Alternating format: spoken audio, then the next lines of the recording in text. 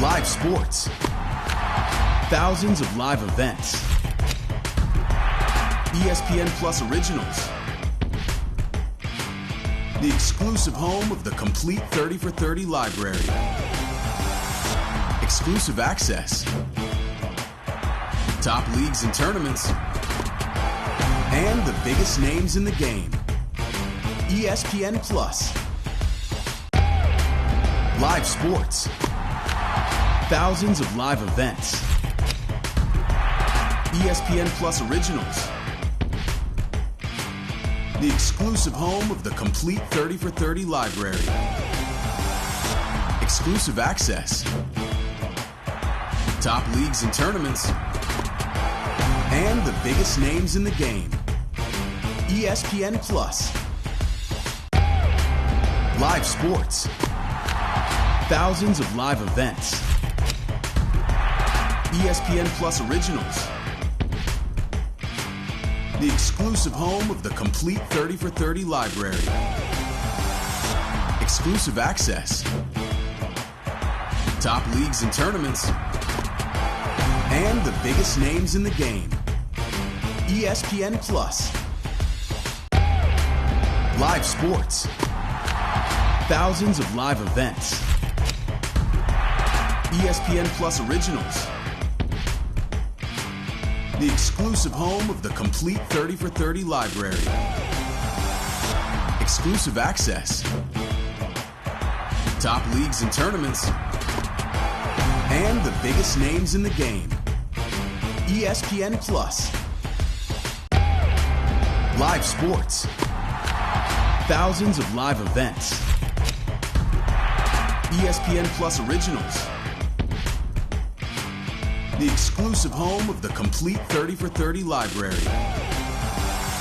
Exclusive access. Top leagues and tournaments. And the biggest names in the game. ESPN Plus. Live sports. Thousands of live events. ESPN Plus originals. The exclusive home of the complete 30 for 30 library. Exclusive access. Top leagues and tournaments. And the biggest names in the game. ESPN Plus. Live sports. Thousands of live events. ESPN Plus originals. The exclusive home of the complete 30 for 30 library. Exclusive access. Top leagues and tournaments.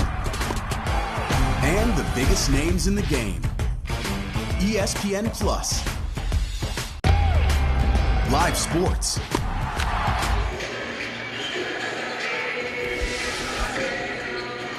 You're watching Ohio Valley Conference men's basketball on ESPN Plus. Coming to you live from the Jack Stevens Center in Little Rock, Arkansas, where the Trojans host the Tigers of Jackson State. Welcome courtside to Joe Foley Court alongside Patrick Newton. I'm Dorian Kraft. Patrick, Little Rock and Jackson State are two very similar teams. Both have head coaches that played in the NBA. Both teams haven't shot the three ball very well as of yet, and both teams feel that they are much better than their record indicates. That's absolutely right. Little Rock playing just its second home game of the season tonight, coming off a really tough loss at East Tennessee State. Little Rock shot the ball well, but were plagued by 18 turnovers and an 84-76 loss. Jackson State really feels like they should be 2-0 right now. Lost in single digits at Abilene Christian and at Tulsa to open the year. One of those players that did shine in that loss at Tulsa was guard Ken Evans Jr. scored 15 points in 31 minutes. Absolutely. Evans is a dynamic scorer. 6'5", 17 points per game on the season, 45% from the floor. Really doing a good job filling it up for Jackson State to open the year. If there's a player that's been filling it up for Little Rock, it is forward DeAnthony Gordon. Gordon, playing some of the best basketball of his career, was plagued by injuries last year for Little Rock. Just played 8 games all of last season, but so far this year, double figures in all 4 games to start the year, shooting 50% from the floor and giving Little Rock some good action on the glass as well. Those were the players to watch, presented by Jostens. Jostens, the official recognition company of the OVC. Little Rock coming into tonight's matchup 1-3 on the year, coming off of a loss at Eastern Tennessee State on Thursday. Meanwhile, as Patrick, you mentioned, Jackson State 0-2.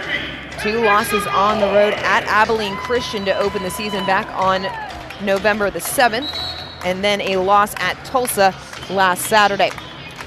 Our officials for tonight's game, James Hicks, Kevin Driver, and Cedric Coleman, as we are just about ready to get started here inside the Jack Stevens Center. Little Rock in the white, Jackson State in the navy. And expect to see speed, and more speed. These two teams that love to push the pace, get out and run in transition. And this could easily turn into a track meet as we are underway. Little Rock controls the tip, and Gordon takes it to the rack. And that is a quick foul on Jackson State. And you got to love it when the style of play lives up to the billing right off the tip. A fast break right off the opening tip. You don't see that very often. Gordon grabs it, goes inside and draws contact. Gordon, as we mentioned in the open, has been such a strong contributor for Little Rock to open this year. Gordon, a senior out of Mobile, Alabama, spent time at Northwest Mississippi Community College before transferring to Little Rock as he hits both. Little Rock with the early lead 2-0. Jackson State now near midcourt. That is Chase Adams handing it off. Getting it inside, Manziel working against Gordon. Kick out to the top. Trace Young for 3, buries it. Young's a guy, he can really do it all. 6'8", lefty, really crafty. That time knocks down the 3, but can operate inside and from the elbow. Really a guy that can fill it up for this Jackson State squad. That was the Tigers' first 3 in the first half this season. Corner 3 try from Gordon, down and out. And Jackson State looking to run. That is Adams. Watson on the corner. Back-to-back threes. Back-to-back threes. That one in transition. Watson, Adams, and Evans. 3 guards for Jackson State that can really create their own shot and create opportunities for others. Pull up off the mark for DJ Smith. Tangle underneath, ball to Jackson State. Tigers again looking to push the pace. It's Watson working against Palermo. Young, wing, 3 in a row. I think coming into today's game, Jackson State only hit, would you say 7 threes all season? 7 threes all season coming into tonight's game, shooting just 18% from beyond the arc. 3 of 3 to start the game for the Tigers. It's safe to say they have broken out of that slump. Nothing doing for DJ Smith. Tough board underneath for Gordon. Can't get anything to go. Jackson State off and running. They've got numbers. And a good job there by Myron Gardner to get a hand on it and send it back down the other way. But early on, you have gotten a feel for this Jackson State offense. They want to get out and push the ball. They want to create transition opportunities. But when they're in the half court, they really do. They have 3 different dynamic guards that can break guys down off the dribble. And that's not to mention Trace Young, a guy who can fill it up as well from the 4 spot. Jackson State showed a little bit of pressure, now retreat in the half court. That's Nigel John. Palermo off the screen, tried to contact underneath. John goes down, no call. And probably better for it as Gardner knocks down a 3. And Gardner shot the ball well from 3 in the last game here at Stevens Center. Was in a bit of a slump in Little Rock stretch on the road. Good to see him getting back on the right path with it as he knocks down the 3 there on his first shot of the game. Gardner shooting a tick over 30% from 3 on the year. Young wants another, and he gets it. 4 of 4 to start the game for the Tigers. It's out of control right now. The Tigers are lighting it up from the 3-point line to start this game. And their bench is lit up as well. Everyone on their feet. Little Rock turns the ball over. And this is the start that Jackson State has been waiting for. And this is the start Little Rock wanted to avoid. They've had some issues with bad starts this season. Actually got off to a great start at East Tennessee State in the loss. Hit 8 of their first 10 shots. Really came out with a lot of energy. Opposite of that showing right now. Really struggling. And Jackson State, meanwhile, is just throwing in everything from the 3-point line. Gordon gets a hand in the passing lane off to the races. Young chasing him down. Hard foul. And Gordon showing a penchant for trying to get those transition buckets here early. And Gordon really the one guy that's been able to get something going for Little Rock early. Got the opening tip and went in and drew the foul. That time gets the steal in the backcourt and draws contact. Let's see what's going on here. It looks like Coach Walker's going to call the team over for a little huddle. But yeah, Gordon's a guy that is giving Little Rock some energy, literally from the opening tip to start this one. Well, Gordon is the player that Little Rock wants on the line and misses, of course, as I say that, but came into this game an 80% free throw shooter. He's been the picture of efficiency this year. Doesn't really take a lot of threes, missed his first one, but 50 from the floor, 80 from the foul line coming into tonight, giving Little Rock some really good minutes at that 4 position. Gordon goes 1 of 2 from the line. Jackson State leading 12-6 here, just about 3 minutes into the game. Tigers, as we mentioned, looking for their first win of the season, have dropped a pair of really tough games. Little Rock, meanwhile, coming off of a 8-point loss at Eastern Tennessee. Manziel backing down John in the post. Won't go. Rebound to Watson. Over to Young. Thought about the 3, now drives lane. John there trying to take the charge, and they say it's an offensive foul. Good job there by John to see that Young was looking to go to the rim from the 3-point line to get another look. And this is really what Young can do. He gets into trouble there, overcommits and draws the charge, or picks up the charge rather. But he is someone, we've seen the 3-point shooting, but he's very capable of putting the ball on the floor and creating as well. Adam picking up full court pressure on the sophomore DJ Smith. Palermo back over to Gordon. Smith had 21 in the season opener. John on the interior, little pull up, yes. And he has shown that he can make that shot all year. Hit a few of those at East Tennessee State, hit a couple of those a couple weeks back here at home. He has great touch from 10 to 15 feet. John averaging 10 points per game. Sophomore out of Allen, Texas, into the lane. That's Evans off the mark. John with the board. A little bit out of control there by Evans. It looks like we're going to get a steal from Jackson State, and they'll get to set up the 3-point drive from Watson. Watson off the back iron, touched the shot clock, so it will go back over to Little Rock as Jackson State has been on fire from beyond the arc. Tigers lead it 12-8 early on. Court Brewing is a mouth partner of... This Monday, the final trailer. Avatar, The Way of Water, during Monday Night Football, only on ESPN. Heavy-duty pulling power. To conquer the high road or the off-road. The GMC Sierra Heavy Duty, premium and capable. Right now, choose from hundreds of GMC Sierras. They are in stock now and ready for immediate delivery. See your local GMC dealer today.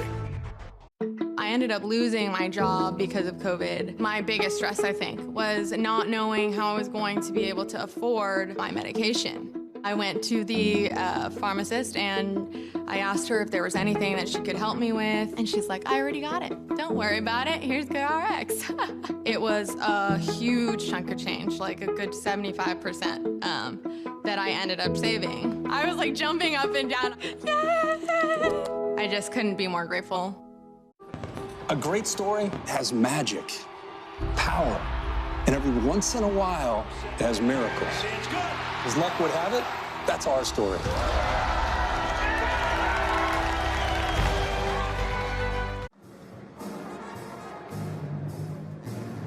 Starting lineups presented by Ticket Smarter, official secondary ticket partner of the OVC, as we take a look for the starting 5 for Jackson State, and it has been Trace Young that has been doing the work so far for the Tigers. Yeah, Young has really come out and had a good start. He can do it inside and outside. The one guy we haven't really had a chance to talk about is Chase Adams, the point guard. He's a ball hawk on defense. It can really break you down on the offensive end.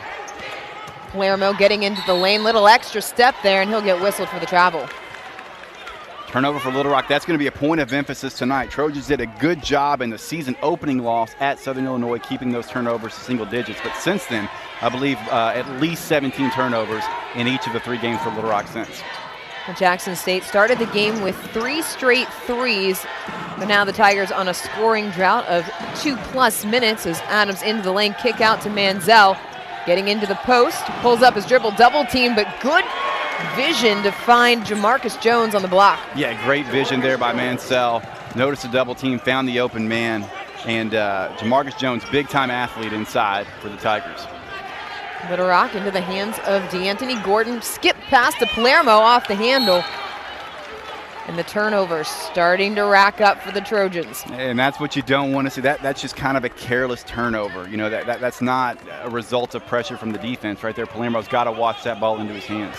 4 turnovers for Little Rock. Jackson State turns their opponents over 16 times per game. Pull up, Watson, short, air ball. That's something you don't see him do very often. No, and that's a shot he likes. He likes those, I think in modern basketball they call them inefficient shots. They don't love those long mid-range twos, but he likes to get to those and he can hit those shots. And he's the kind of guy, he's got the separation. He can get that shot off on just about any defender. The type of shot, if you're Mo Williams, you love it if it goes in. If you miss, it's the worst shot in the world. Meanwhile, Little Rock still looking for some shots that will fall. The Trojans 2 of 4 from the floor. Gardner had it knocked away, recovers, shot clock at 10. Palermo asking for the screen, kicks, Gordon's good. Gordon has been the guy for Little Rock to start this game. 5 of the Trojans, 10 points here in the early going. Extra pass from Jackson State. Adams will reset, guarded by DJ Smith off the screen. There's a switch, mismatch as Smith on the interior. They'll get it back to Jones. Bodying up Gardner, no good. John with the rebound. John's done a good job on the glass for Little Rock to start this season. Smith directing traffic, pushing Gardner down into the corner. Now he'll bring it up top. Guarded by Adam, well, behind the back. Nice move, but loses the handle. It will stay with the Trojans. And that's a matchup worth watching. 2 smaller guards out there in DJ Smith and Chase Adams. Adams is really quick, a ball hawk on defense. He started his career at Portland in the West Coast Conference and set a freshman record for steals for Portland that season. Chris Walker and Jordan Jefferson into the game for Little Rock. Into the hands of Jefferson, had a team-high 15 points off the bench against ETSU. And Jefferson's the guy, one of the guys I'm really watching tonight for Little Rock. His offense and his shooting specifically, so important to get this Little Rock offense going. 1 on the shot clock, gets it off in time, off the back iron. John, strong rebound, put back off the front of the rim. Jackson State wants to run. Evans into the interior, it's Manziel, good look. And the second really nice look out of the post from Mansell that we've seen. Found Jones earlier for the lay-in that time. Picks up another pretty assist. That one to Ken Evans Jr. Palermo top of the key, pulls the trigger off the mark. Tracked down by Jackson State. There's a kick out. And the closeout by Chris Walker bothered Jamie Mitchell enough that it caused him to travel. Yeah, that's one of those unforced turnovers by Jackson State. But otherwise, Tigers got to feel good about the start that they're on. Shooting 56% from the floor, 3 of 3 from deep. Tigers overall playing a very efficient game. Just 3 turnovers here in the early going for Jackson State. Patrick, these are 2 teams that like to get out and run in transition. As we take a look at the keys to the game, brought to you by the Tennessee Highway Safety Office. No need to consult the playbook. The winning strategy is always to designate a sober driver because fans don't let fans drive drunk. Jackson State get off to a good start. We can put a check next to that one. They have been red hot to start, win the battle on the boards. They have been mean on the glass all season long for Little Rock. They want to push the pace. Need to do a better job of limiting turnovers and 3-point looks for the opposition. And they've got to play a complete game. Little Rock shot the ball well at ETSU, didn't defend and turned the ball over. They've got to find a way to package it all into one 40-minute game. 4 for 4 from beyond the arc to start for Jackson State. They've built a 19-10 lead here. Coming up on the 12-minute mark in the first half. Good interior pass. Gordon can't finish. Jackson State, another rebound. That is number 6. They want to run. And Mitchell will head to the free throw line after the break. Right now, Jackson State all over Little Rock. Tigers perfect from the 3-point line. They lead at 16-10. Each year, St. Jude Children's Research Hospital works to improve the lives of kids and their families around the world. And this holiday season, Kia wants to help. We're continuing our tradition of helping others by expanding Kia's Accelerate the Good partnership with St. Jude and making a donation for every new car purchased during the holidays. Join us and help celebrate Kia's season of giving back. Kia, movement that inspires. Progress is a race that has no end.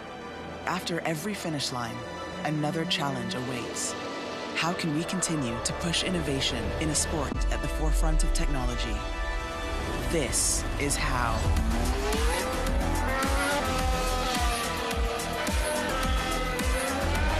Discover how Aramco and the Aston Martin Formula One team aim to meet Formula One's sustainable fuel targets.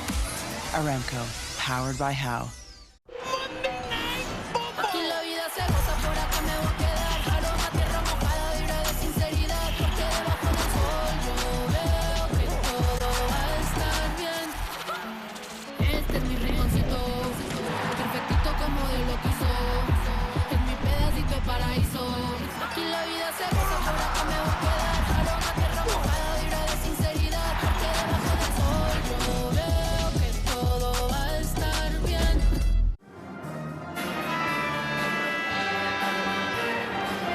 Jackson State leading Little Rock 19-10. The story of the game so far has been the Tigers' three-point shooting. They're a perfect 4 from 4.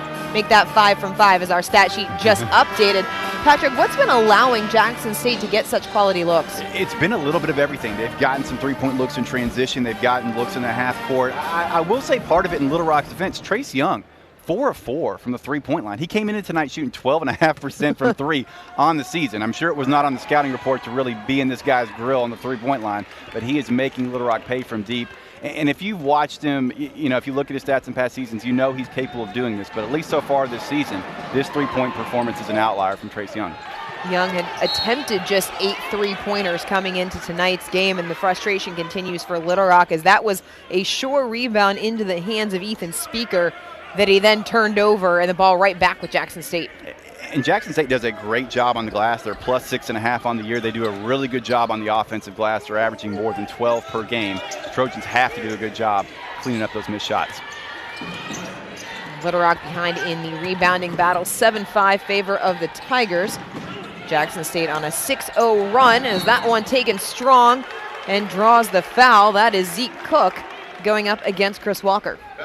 And this is not any super high IQ basketball stuff here, but just an obvious observation from Jackson State, watching him on tape and watching him in person. When they get the ball, they've got several guys who look to attack. They're looking to break you down off the dribble. They are not afraid to put the ball on the floor, try to get to the rim, and so far they're having a lot of success against the Trojans early. Hey, don't beat yourself up. Analysis is analysis, whether high IQ or not. For me, it's really high IQ. For me, that is some highfalutin stuff. Cook off the mark on the second. Another offensive rebound for Jackson State. Little Rock trying to draw the charge, no dice. Strong board by Cook again and draws another foul. Or rather, the foul is on Cook in the lane. And it will go back over to the Trojans as we take a look at Darryl Walker pacing the sideline, trying to motivate his team. Trailing by 11 here early on. And Patrick, this has shades of the Trojans season opener at Southern Illinois. Yeah, Little Rock, as they turn it over again, we're going to get a fast break for Jackson State. Cordy Young. Oh. And you're right, Little Rock right now, they're letting Jackson State walk into open three-point shots, which was similar to the start at SIU.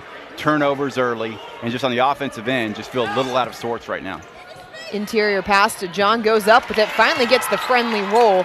And sometimes that's all you need to get momentum going. Yeah, Little Rock needs to see the ball go through the hoop. It's another unforced turnover there by Jackson State. I believe that's going to be either the 4th or the 5th for the Tigers here in the early going. That's really the one demerit that they have as we get another look here at the slam from Jackson State.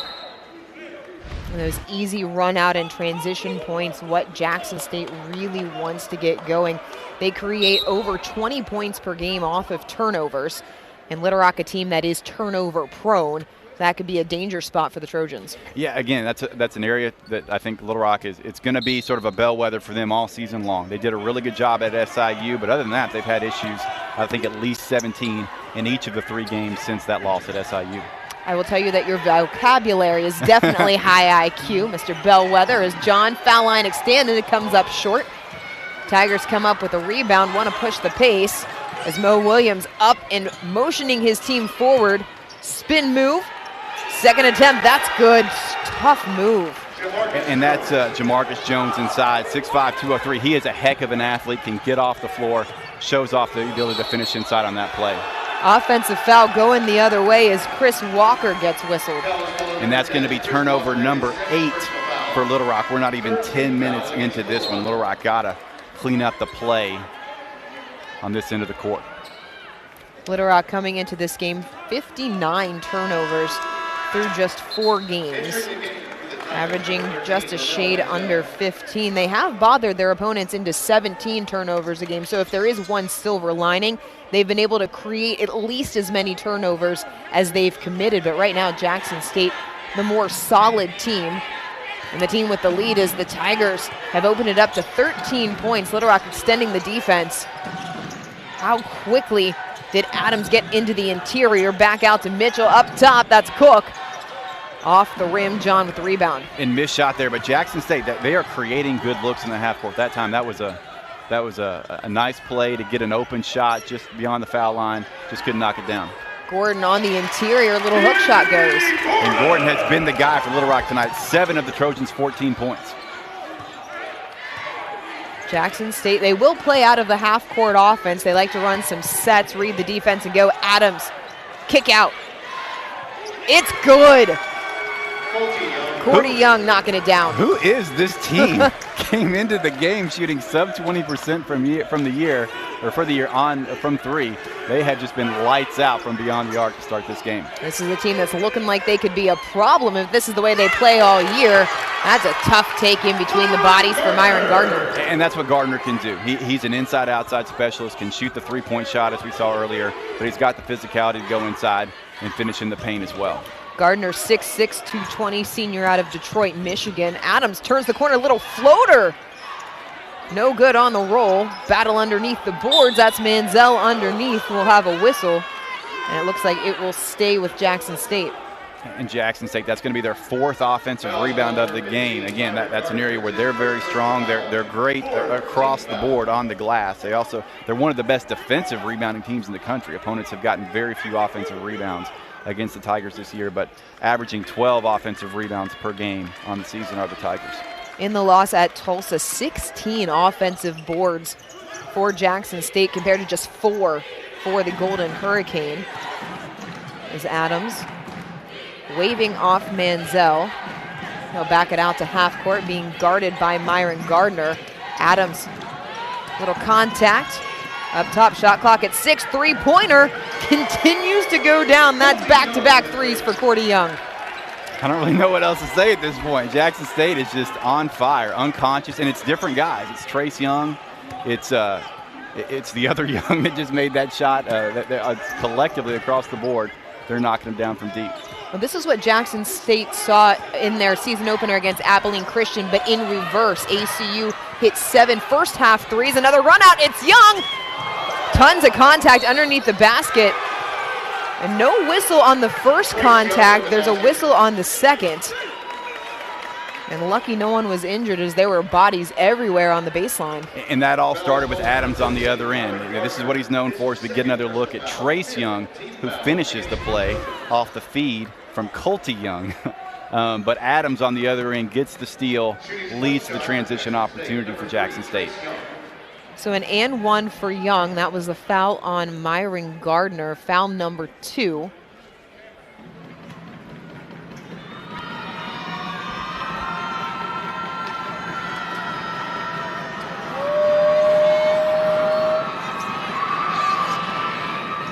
And Young completes the old-fashioned 3-point play. Young already up to 14 points. Already over his season average, came in averaging just 10.5 a game. And Young, one of those guys who came over with Coach Mo Williams from Alabama State, was a standout for Coach Williams on his previous squad. Another timeout for Little Rock as Jackson State running wild on the Trojans. Tigers on top, 34-16. The Arkansas Democratic Gazette is a proud partner of Trojan Athletics. Now, let's get back to Corey for today's Trojan Trivia question. Corey, who's playing trivia today? By joining our team today, you as a new trooper can earn over $61,000 a year with guaranteed raises and a new and improved pension plan. For the first time in history, the Kentucky State Police are offering new troopers the opportunity to serve closer to home. There are openings available at every post location. Are you ready to kick off your career? Apply now at joinksp.com. If you want to make the most of your vacation, there's no Let me better freshen up real place quick. than I the read it Bluegrass earlier. State. We've got a Kentucky's losing top record. 5 state parks offer abundant places to play and diverse accommodations to stay. Take a hike, float your boat, or bike the trails. Pitch a tent under the stars, or settle into a lakefront lodge. Tee up for 18 holes, then enjoy a signature meal. Even better, Kentucky residents receive special discounted rates. Plan your trip at www.parks.ky.gov.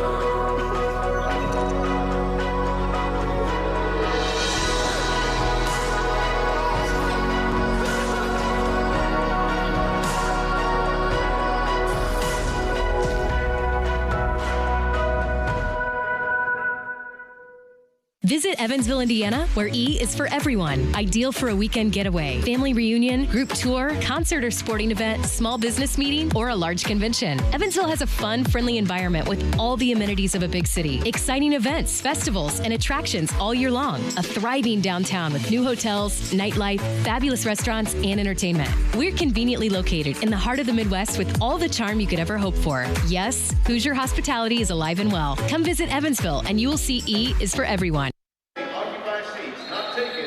Jackson State on a 6-0 run over the last 48 seconds. Tigers in complete control here in the first half, up 34-16 on Little Rock. As we take a look at the series history presented by Delta Dental, unleash your smile power with Delta Dental. And Jackson State in complete control tonight, in complete control of the all-time series as well, leading this one 7-1. Last meeting was 1990. Darrell Walker was playing for the Washington Bullets at that time. Little Rock's last win at the series going all the way back to 1979. That would have been either the first or second season, I believe, that Little Rock was a Division I program. Well, Jackson State has really run out to this lead based on the strength of their three-point shooting. Tigers 7 of 8 from beyond the arc in this game. That matches the number of threes the Tigers made through their first 2 games. Great stat. I think that shows that how uncharacteristic this shooting has been as we get another look at Trace Young. That time can't knock it down, but the Tigers came into this game really struggling, not just from 3, but shooting from the floor overall, but tonight have been lights out. Another turnover from Little Rock leads to a run out for Watson. Frenetic pace off the backboard. Young denied.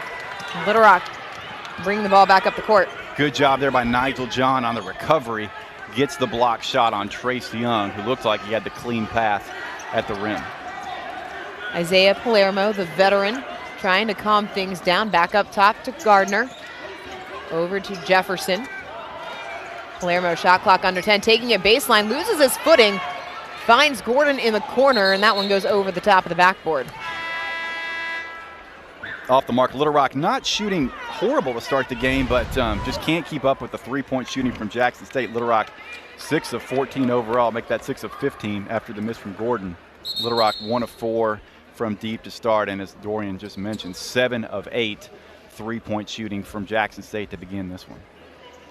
After that play, Isaiah Palermo sat in the lane for a few minutes until he was picked up by DeAnthony Gordon. And you kind of look at body language in a game like this, and the Trojans, if the shooting's not enough to be concerned about, the body language might be something extra to keep an eye on, as that pass, just a little miscommunication there.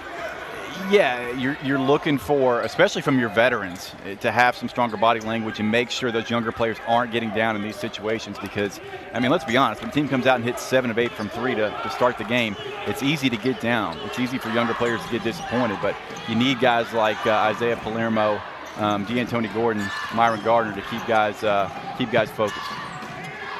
Extra pass into the corner. Walker for 3. Off the back of the iron, gets the friendly roll. And Walker has been a nice addition for Little Rock this season. Missed all of last year's true freshman season with an injury, but has shot the ball from 3 really well this season. Has been knocked down 3 triples in at least a couple different contests this season for the Trojans.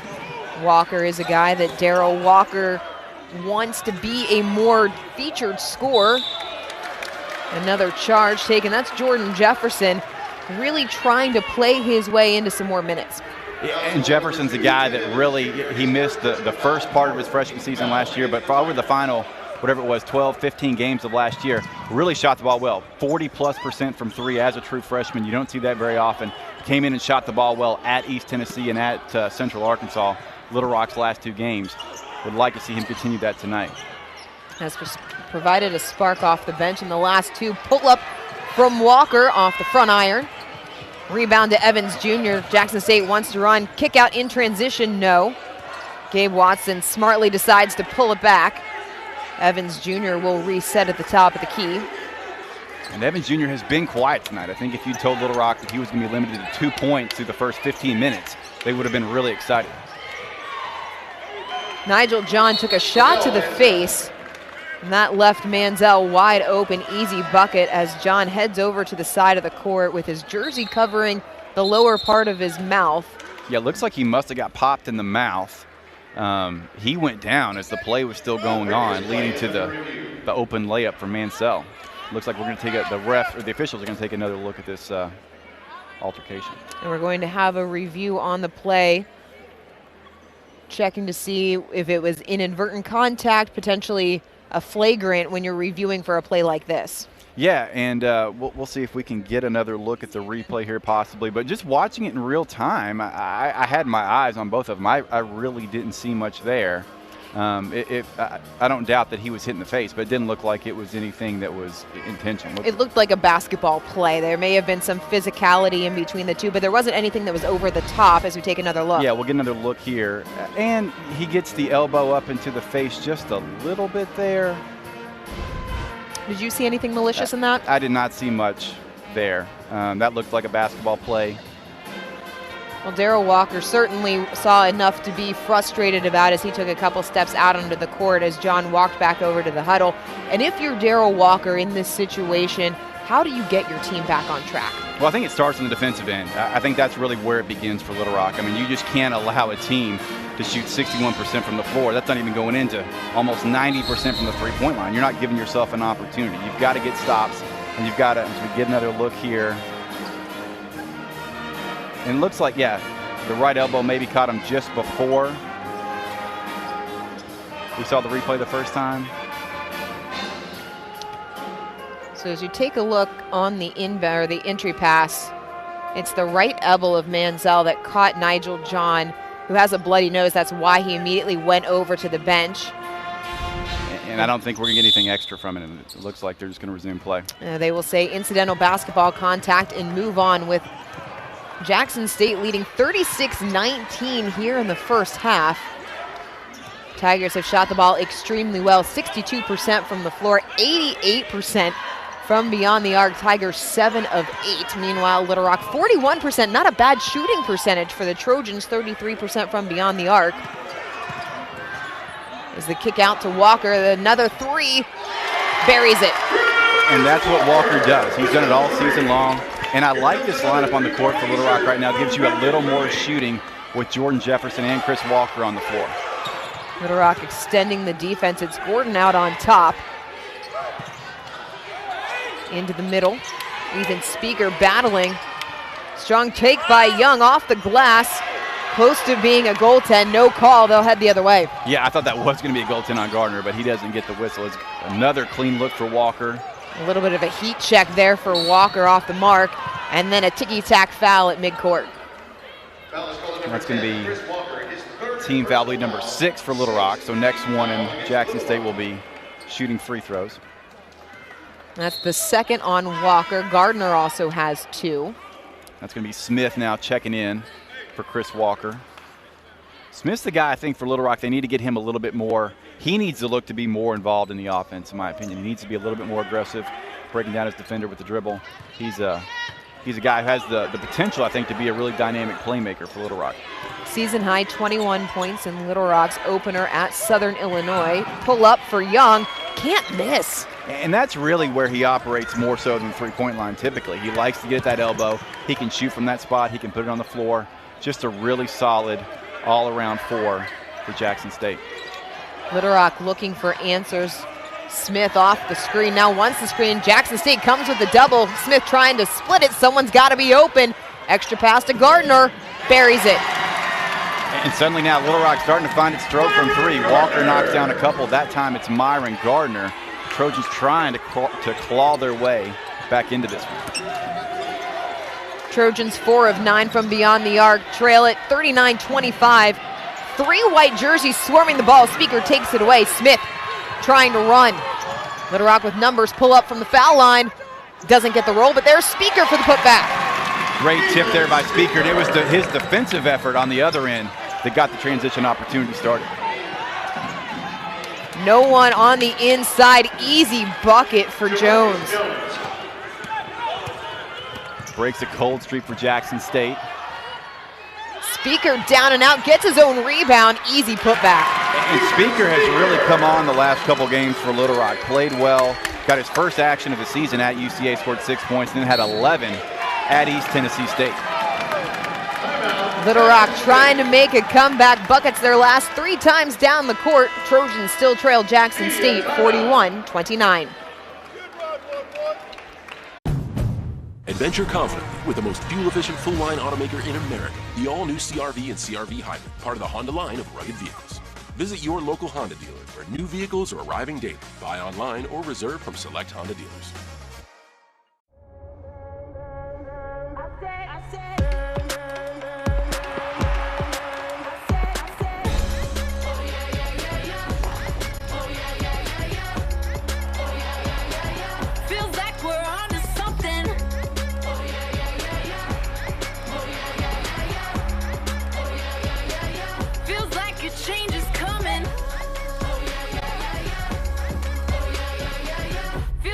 Change is coming.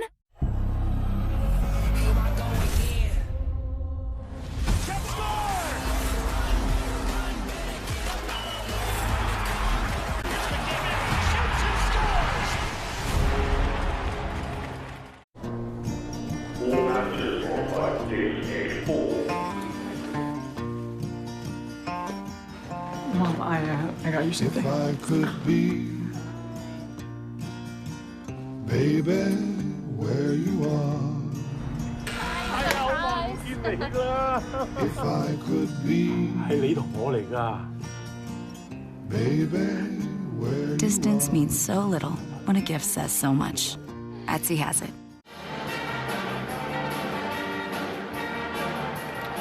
Jackson State's 40 points already.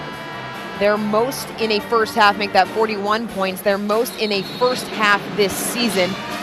Scored 34 in the first half against Tulsa, just 25 in the first half against Abilene Christian. Patrick, what have you seen today from the Tigers that is allowing this shooting percentage? You know, I think part of it is they've made some tough shots. Give them credit. I don't think all of it is open opportunities. I think to start the game, Little Rock was a little lackadaisical in half court. And I don't think they were locked in on Trace Young the way they thought they were going to need to be to start this game. Didn't come in shooting the ball well from 3 all season.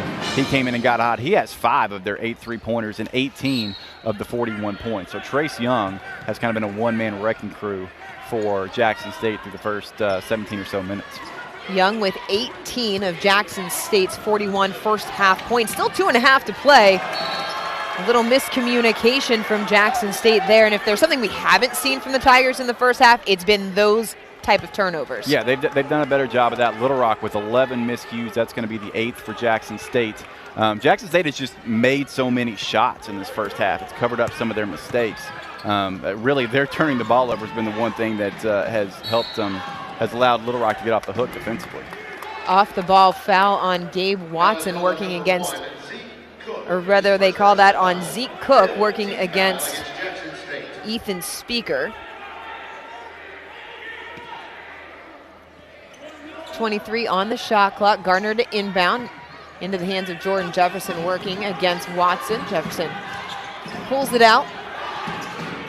Speaker off the screen. Little pump fake into the lane. Nice finish. And Speaker has really shown a lot of stuff on the offensive end. He's shown in previous games he can step outside and hit shots as Watson really makes a nice move to get to the rim but can't finish.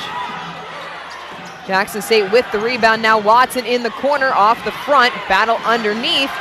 Gardner has it, looking to run, takes a shot, has Speaker into the hands of Jackson State. Ken Evans stepping into the passing lane. And that was a good transition opportunity for Little Rock. Going to be another turnover. So both teams falling into some sloppy basketball right now. Little Rock turns it over on one end. Jackson State's Evans, a little out of control there to turn it over for the Tigers. You used your high IQ word earlier in Bellwether. I'm going to use mine now, frenetic. This pace has been frenetic here over the last couple of minutes. Frenetic for better and for worse. I think both teams, they want to play this way, but you're seeing the good and the bad. I think they're both at their best when they're playing up tempo, but you also see how they can be prone to making some sloppy turnovers as well. And there's a very fine line between up tempo and out of control. Last two possessions have been the latter. Jefferson off the mark on the three. Gordon gives chase, can't get it.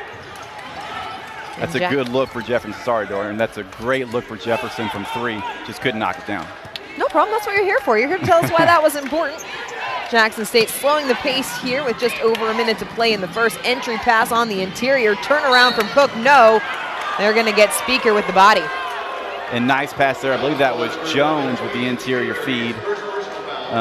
Good look for Jackson State there. We get another look. Sets it up well. Gets Speaker off the floor. Draws the contact going up. Jackson State is a team that was picked 7th preseason in the SWAC. They finished last year 11-19 overall, 9-9 in league play. 6 returners from that squad, but a new coaching staff with head coach Mo Williams came over from Alabama State after spending 2 years there, brought a couple of transfers. So you feel like maybe that 7th preseason ranking, not indicative of what this Tigers team is capable of. No, if this team is going to finish 7th in the SWAC, I hate to see what the first 6 look like. I mean, this is a team that they've got some skill, they've got a lot of athleticism, they've got great size. Just collectively, they have a lot of guys who really look like they can play. I think with their 3 guards, between Adams, Evans, and Watson, they've got a really good unit there on the perimeter that can really almost break down any defense. As you saw against Abilene Christian, one of the best defensive teams in the country over the last several years. Did a good job of breaking down the Wildcats in Abilene and the Golden Hurricane in Tulsa. Speaker to the line, 1-1, makes the first. Came into the game a 66.7% free throw shooter. Speaker's a guy, didn't play at all last year as a true freshman, another injured player, but led the state of Nevada in scoring as a junior, almost 26 points per game. He can fill it up, really high arcing free throw. Off the side of the rim on number 2. And Little Rock, you mentioned the injuries. The Trojans had 17 different starting lineups last year due to injuries. 11 different players missed time at any point during the season. Yeah, a lot of missed games from a lot of key players. Speaker was one. Chris Walker, who's come in and shot the ball really well this season, another freshman. 2 freshmen last year that Coach Walker was really planning on giving big contributions, weren't able to play at all last season. So Little Rock is up their percentage. They're shooting 46% from the floor, 40% from beyond the arc. What has allowed Little Rock to get back into this game? You know, on the offensive end, I think they've just done a better job of creating open looks. They've been a little bit more patient in the half court, and they've taken advantage of some transition opportunities. It always helps when we can knock down some three-point shots. When you got someone like Chris Walker who can come in off the bench and knock down back-to-back triples. Myron Gardner got into it as well, knock it down the three-point shot. I think that really helps you create some momentum on that end of the court. And on the other end, they've done a better job defensively of slowing Jackson State, haven't allowed as many open three-point looks. Those three-pointers, the difference in the game right now. Jackson State has doubled up Little Rock in the three-point category, 8 to the Trojans 4. There's the deficit in the score right there as Little Rock inbounds wide open in the corner as Jefferson comes up short. Scramble for the rebound. It will stay with Little Rock as a Tigers player goes through the bench and almost down to the locker rooms. That was number 31. That's Jamarcus Jones. And good look there for Jefferson out of the out of bounds. Just couldn't knock it down. He's 0 of 3 to start, but has shot the ball well over his last couple of games. Gardner will try a 3. It's good. And Myron Gardner, a guy whose three-point percentages aren't great, but I swear when I watch him play, he never misses. Shooting the ball really well from 3 at the Jack Stevens Center this year. 40 seconds to play. Little Rock has made it a 6-point game after trailing by double digits, and now the Tigers turn the ball over. It's a 13-2 run for Little Rock over the last 3 minutes. 13-2 run. Little Rock has scored the last 8 and held Jackson State scoreless over almost the last 2.5 minutes. Really good stretch of ball here by Coach Walker's club. A gutsy stretch by Little Rock to get back into this game. 5-second difference between the shot clock and the game clock. Speaker down the lane and one. And Speaker has really given the Trojans a lift off the bench tonight. That's going to be his 9th point here in the first half in just 7 minutes of action. Speaker had 11 points off the bench in the loss to Eastern Tennessee. And Speaker's a guy, you talked to Coach Walker last year all season. You know, he would tell you how much they missed Ethan Speaker as a true freshman last year. He expected him to come in and be a contributor immediately. And so far this season, in 3 games that we've seen him play, has really lived up to that billing. Down and out, 20 seconds left in the first half. Jackson State leading 41-37.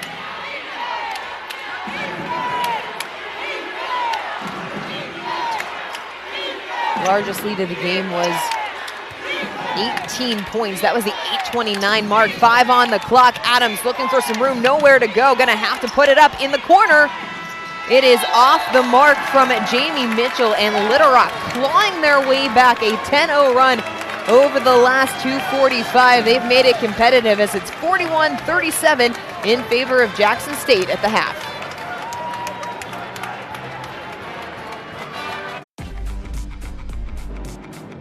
For adventure, for climbing, for splashing, for towing, for premium, for capable.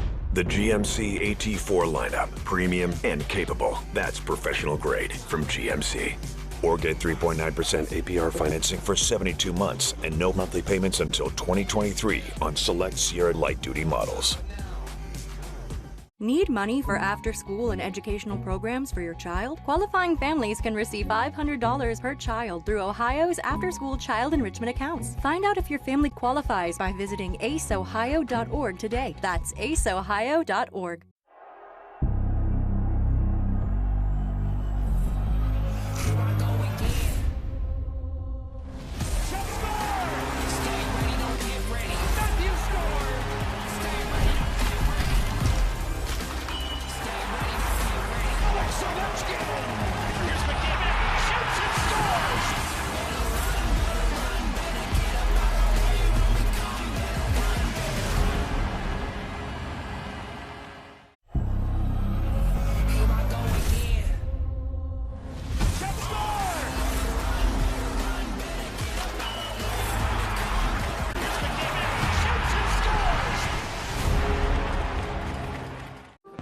A great story has magic, power, and every once in a while, it has miracles.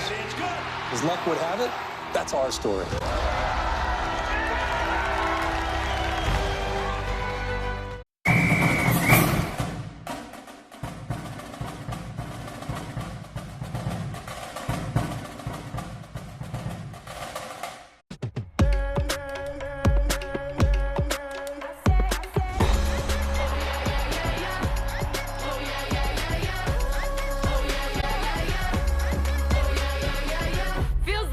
Change is coming.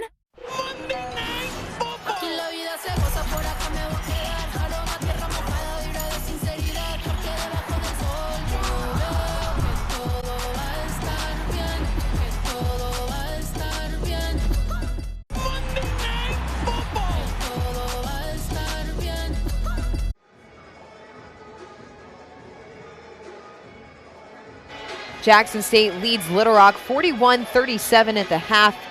Tigers up by as many as 18, but the Trojans on a 10-0 run over the last 2:46 to make it a 4-point game here at the break. Yeah, Little Rock really got itself into an early hole as Jackson State seemed to be making everything from 3 to open the half, but used a 15-2 run late to claw its way back into it. As we see here, Jackson State get a look at the early open 3. That's Colty Young knocking it down. Chris Walker, a guy who came in and gave Little Rock a lift off the bench. He knocked down a couple 3-point looks. He's been a good shooter for Little Rock from deep all season long. And Trace Young, that's the guy for Jackson State that did so much damage in the first half. Trace Young double-digit scoring for Jackson State in the first half, and did it from inside and outside. As we get a look at Ethan Speaker, Myron Gardner from deep. Little Rock basically used up all his three-point shooting at the end of the half. Speaker's the guy that came in off the bench, gave Little Rock 9 points in the first half. Huge lift for the Trojans to claw their way back into this game. Trace Young leading all scorers with 18 points for Jackson State. Tigers up 41-37 at the half. We'll have first half stats coming up for you still ahead. No one loved hot chicken more than my friend Sam. And this juicy, hot, spice-to-order Dave's Hot Chicken would have been his favorite of all time if it wasn't for his other passion, driving with his head out the sunroof. Stick your head out, Wiggles! Wiggles, no! Please don't mess up and die before you eat Dave's.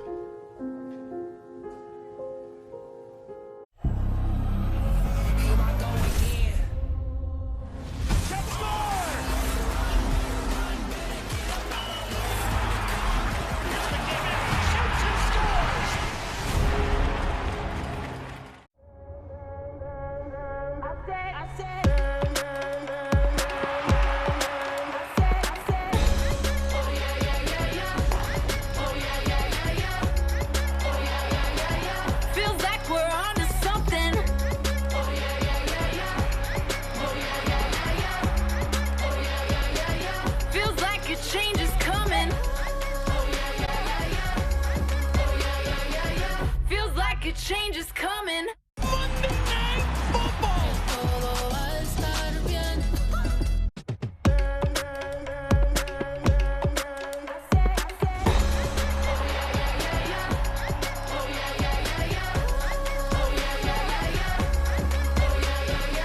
Feels like a change is coming.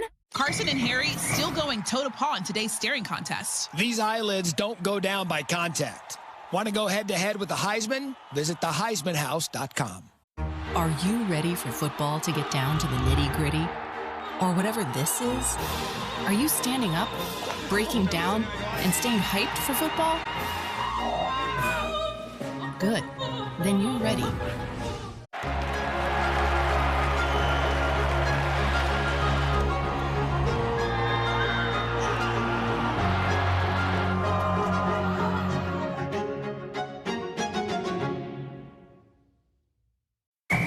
You can take down a Heisman quarterback? Prove it at theheismanhouse.com.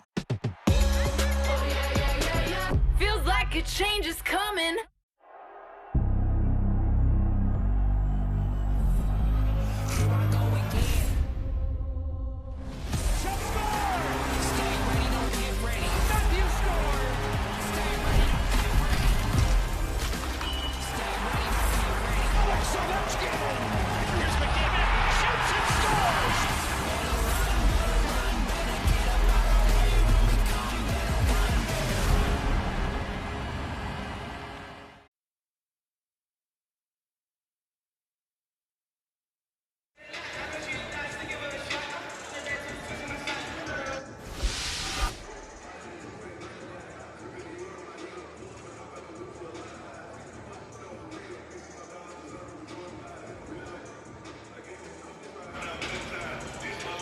Dorian Kraft alongside Patrick Newton here inside the Jack Stevens Center. Jackson State leading Little Rock 41-37 in one of the games as part of the Indiana Hoosier Classic, to be played at school sites.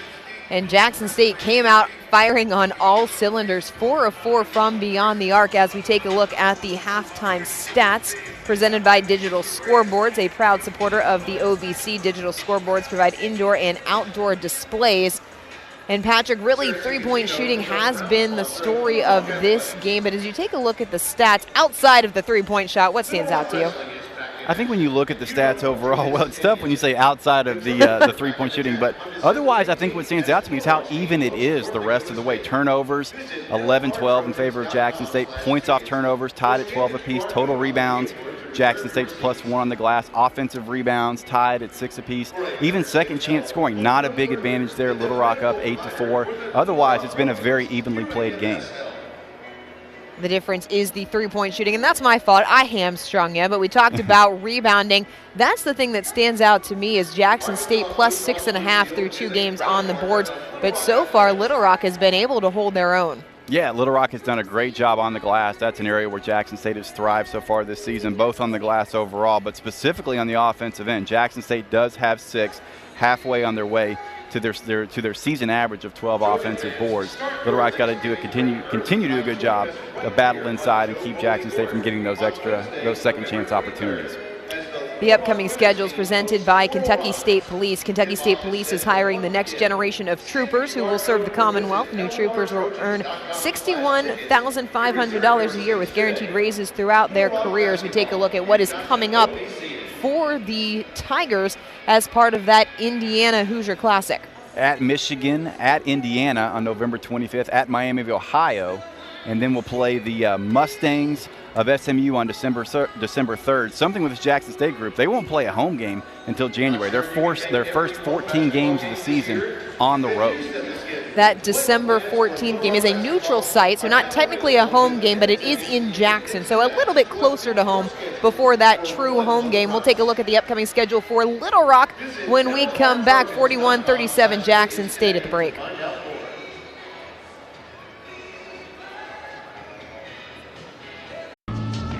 Heavy-duty pulling power. To conquer the high road or the off-road. The GMC Sierra Heavy Duty. Premium and capable.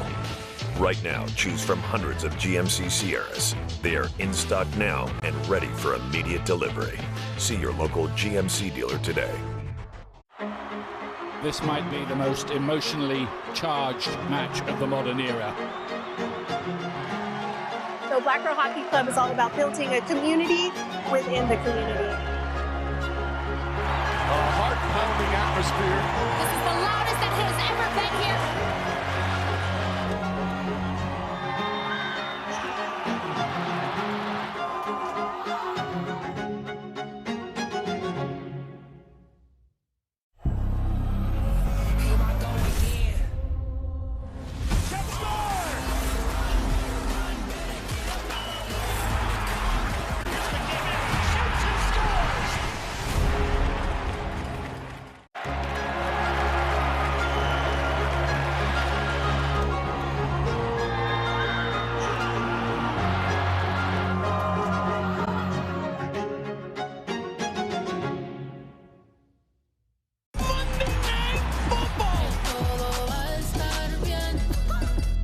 Are you ready for football to get down to the nitty-gritty? Or whatever this is? Are you standing up, breaking down, and staying hyped for football? Good. Then you're ready. Are you ready for football to get down to the nitty-gritty? Or whatever this is? Are you making plans for football? Flying for football? Flexing for football? And brushing up on your Spanish for football? Tu defensa es basura. Eso. Are you standing up, breaking down, and staying hyped for football? Good. Then you're ready.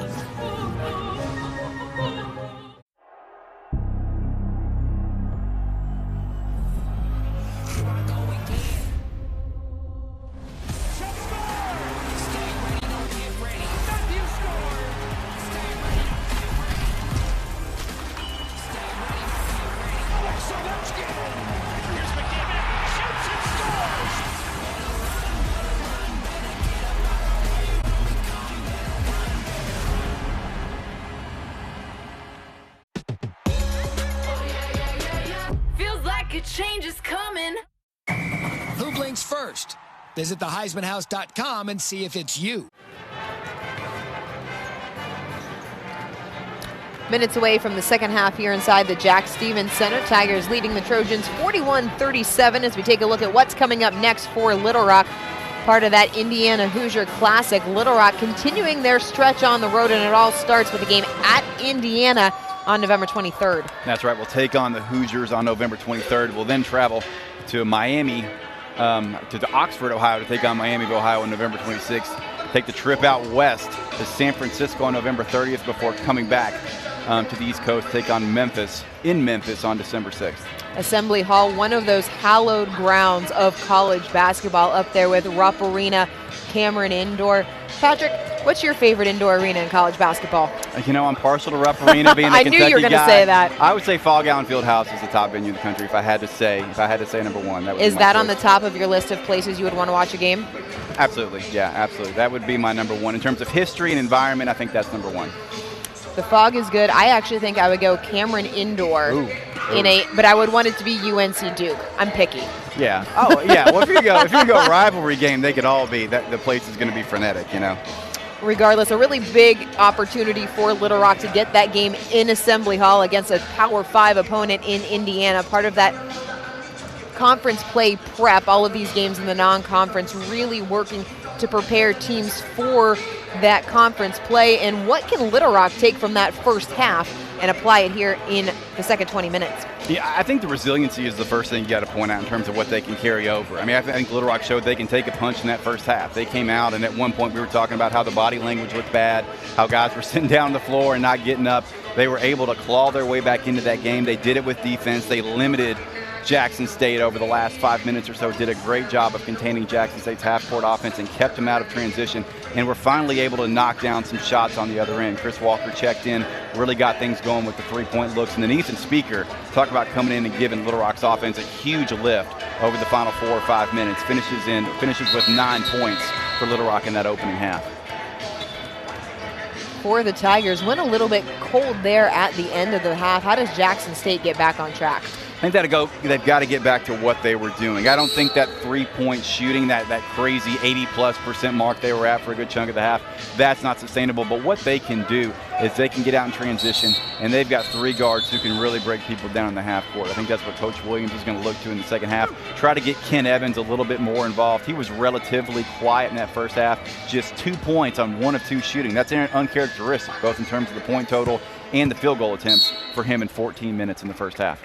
Jackson State looking for a while like the 1985 Villanova team that shot 79% in their 66-64 win over Georgetown in the NCAA tournament. Cooled off in the last couple of minutes as Little Rock made a run. It's 41-37, and Trace Young with the first points of the second half. And when you ask me what does Jackson State need to do to get back into this, I should have said just get the ball back to Trace Young. He was the guy who was absolutely lights out to start the game. Picks up where he left off here in the second half. The second verse, same as the first for Jackson State. Trace Young opened the game with a 3, and now the Tigers want to run. It's Adams to the rack. Trace Young in the half-court transition opportunities. 1 and 2 for Jackson State in terms of getting back in or getting their mojo back as G.J. Smith knocks down the jumper. But Jackson State with a strong start to this half. And Smith was the player that you thought needed to get more involved for Little Rock's offense. Yeah, and you pointed out he had that really good game at SIU. He showed what he's capable of as a scorer. Just has to be a little bit more aggressively minded. Little Rock has gone to that zone. That slowed the Tigers down in the first half. Extra pass. Here's Evans from 3. Off the mark. Long rebound. John has it. Good look for Evans there. He's someone they want to get going. Just couldn't knock down the clean look from 3. Into DeAnthony Gordon. Good look there from Gardner. Yeah, good look again. Good pass from Myron Gardner to find John inside, or to find Gordon inside, rather. Good start. Both teams off to a strong start on offense here in the second half. What an alley-oop. And that was just a great job there of breaking down the Little Rock defense, finding Manziel there for the slam. Made it look so effortless. That was a great play there to draw the defense and find Manziel on the lob. Tough take by Smith off the glass. No, tracked down by Gordon into the lane off the glass. That one falls. And Gordon, what a night he's having, now up to 11 points in 22 minutes. He's now scored in double figures in all 5 of Little Rock's games this season. The only Trojan to be in double figures in every game this year. Manziel, short corner, skip pass. Out to the top, Adams for 3. Short, Gordon rebound. Gordon over to DJ Smith, bringing the ball up the court. Trojans trail by 4. Lucky that ball wasn't picked off by Watson.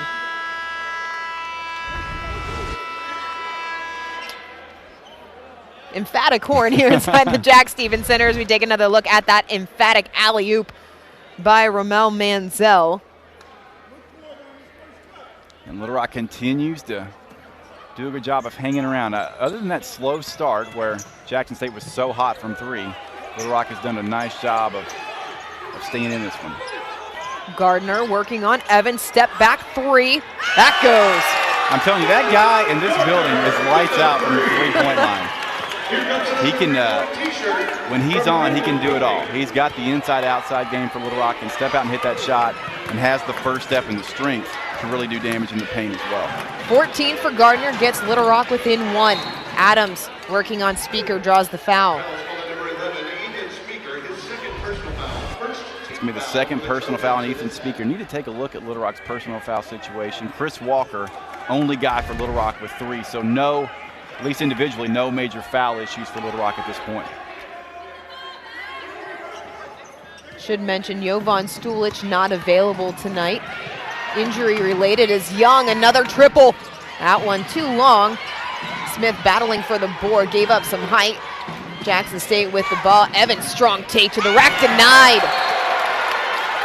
Great defense there by DeAnthony Gordon. Ken Evans is a guy that has been getting by defenders all season long. That time tries to break down Gordon, but the big man stays with him and sends it with the right hand. Tough to block shots against a scorer like Ken Evans Jr. and doing it without fouling. Jackson State, outlet pass out to Manzel at the top of the key. Now he wants to set a screen. Adams knifing through defenders. Kick out for Young. 3 ball short. Gardner has it. Little Rock wants to run. Had Gordon for a second. As Gardner trying to work against Adams. Good pass, but that's going to go the other way. Ooh. Tough one there. Good play by Gardner. Recognized he had the smaller defender on him. Was able to get his body into him and knife his way into the paint. Good pass, but was not able to avoid the charge. The Little Rock bench claiming it was within the restricted area and therefore should not have been a charge, but the argument to no avail, and it will stay 47-46 Jacksonville as Gardner picks up his 3rd personal, and that one could hurt. Little Rock, the 1-2-2 extended. Corner 3, back iron, long rebound. Little Rock with a chance here for its first lead since 2-0. He'll get it, Jordan Jefferson. And Jefferson, his first triple of the game. I believe his first made shot of the game. He is a lights-out shooter, 40+% from 3 as a true freshman a season ago, and has picked up where he left off this year. And they say basketball is a game of runs. 12-2 in favor of the Trojans over the last 3+. Young fakes the 3, step back. That'll be short, hits nothing. And Jackson State a little out of sorts right now. That's not a great shot by Young. He's made 3-pointers all night. Not sure they want him taking setback 3s in that situation. Trojans on an 8-0 run. They've taken the lead. Little Rock leading Jackson State 49-47. It was just a few drinks. I'm good. I thought it was good. After every game, we always have a few. It's no big deal. It was no big deal. Hey, I can hold my liquor. I thought I could hold my liquor.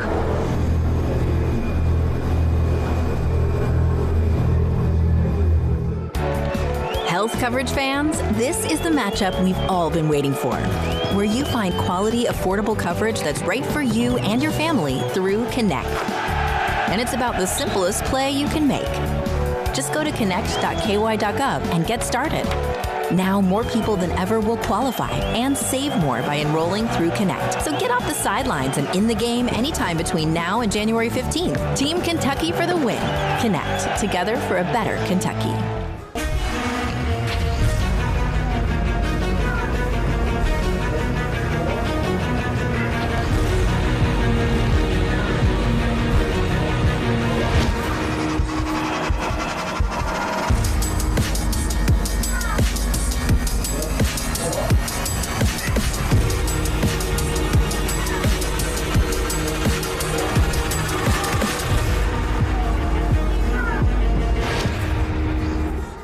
Evansville, Indiana, where E is for everyone. Ideal for a weekend getaway, family reunion, group tour, concert or sporting event, small business meeting, or a large convention. Evansville has a fun, friendly environment with all the amenities of a big city. Exciting events, festivals, and attractions all year long. A thriving downtown with new hotels, nightlife, fabulous restaurants, and entertainment. We're conveniently located in the heart of the Midwest with all the charm you could ever hope for. Yes, Hoosier hospitality is alive and well. Come visit Evansville and you will see E is for everyone.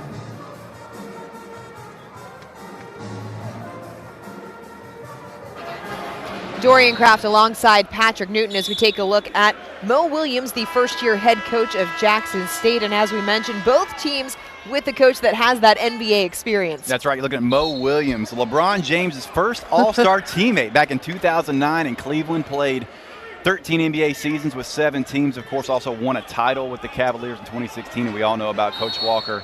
Played in the NBA for 10 years and was head coach of 2 different NBA franchises as well. Fun fact, Patrick, I saw Coach Williams play in an NBA game in the Eastern Conference Finals in Cleveland. Cavs did end up winning that game, although I can't tell you who they played. Do you remember the year? I'm guessing 2016. 20. Oh, okay. I think it was the year. Okay. I'm trying to think. Can't remember. But that is exciting. That was a heck of a Cavs team. We'll talk about exciting. Little Rock has made this game exciting here towards the end of the first half. It's carried over here into the second half. Trojans have really started to light up the scoreboard, improve shooting as Myron Gardner going to the line for 2. Yeah, Little Rock offensively has really been getting anything it wanted over the last 5 minutes to close the first half and since the start of the second half here on an 8-0 run, 12-2 run in total. Meanwhile, Jackson State, their offense has gotten a little stagnant. They've only made one of their last 8 shots, really struggling from the floor outside of those first 2 makes to start the second half. One of the reasons why Mo Williams making a wholesale substitution for the Tigers. 3 new blue jerseys coming in, trying to change things up as the Tigers have not scored in their last 3 minutes, 11 seconds. It's now 51-47 after a pair of free throws by Gardner. Adams still running the point. Tough take baseline off the glass and in.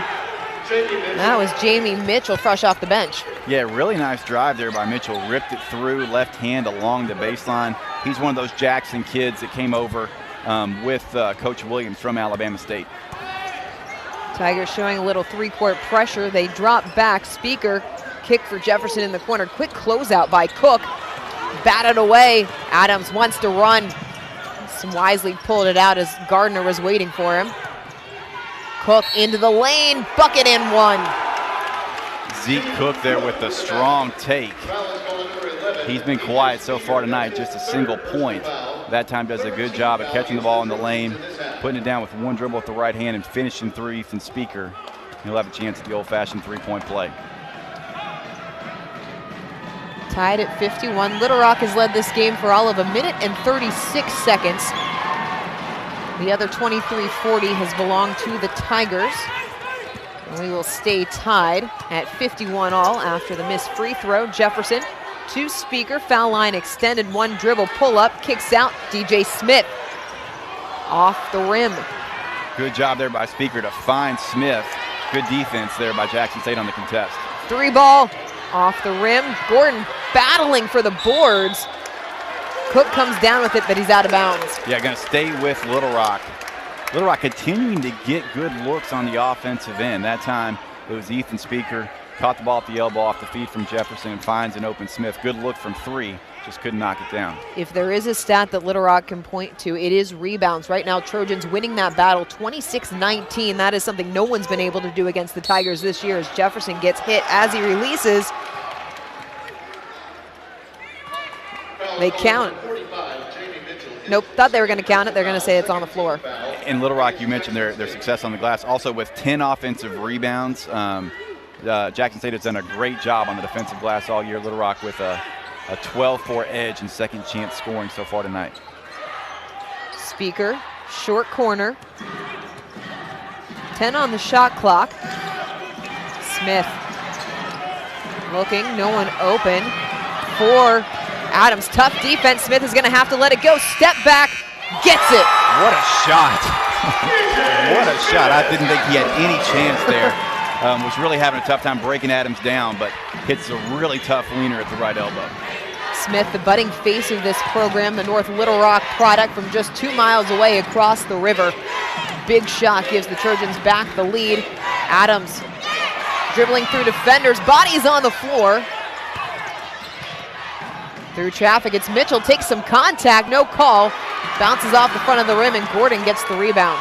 Good job there by Little Rock. The Trojans, as you mentioned, have done a great job on the glass, limiting those second chance opportunities for Jackson State. Gordon into the lane, draws the foul. That time it's going to go against Jackson State underneath.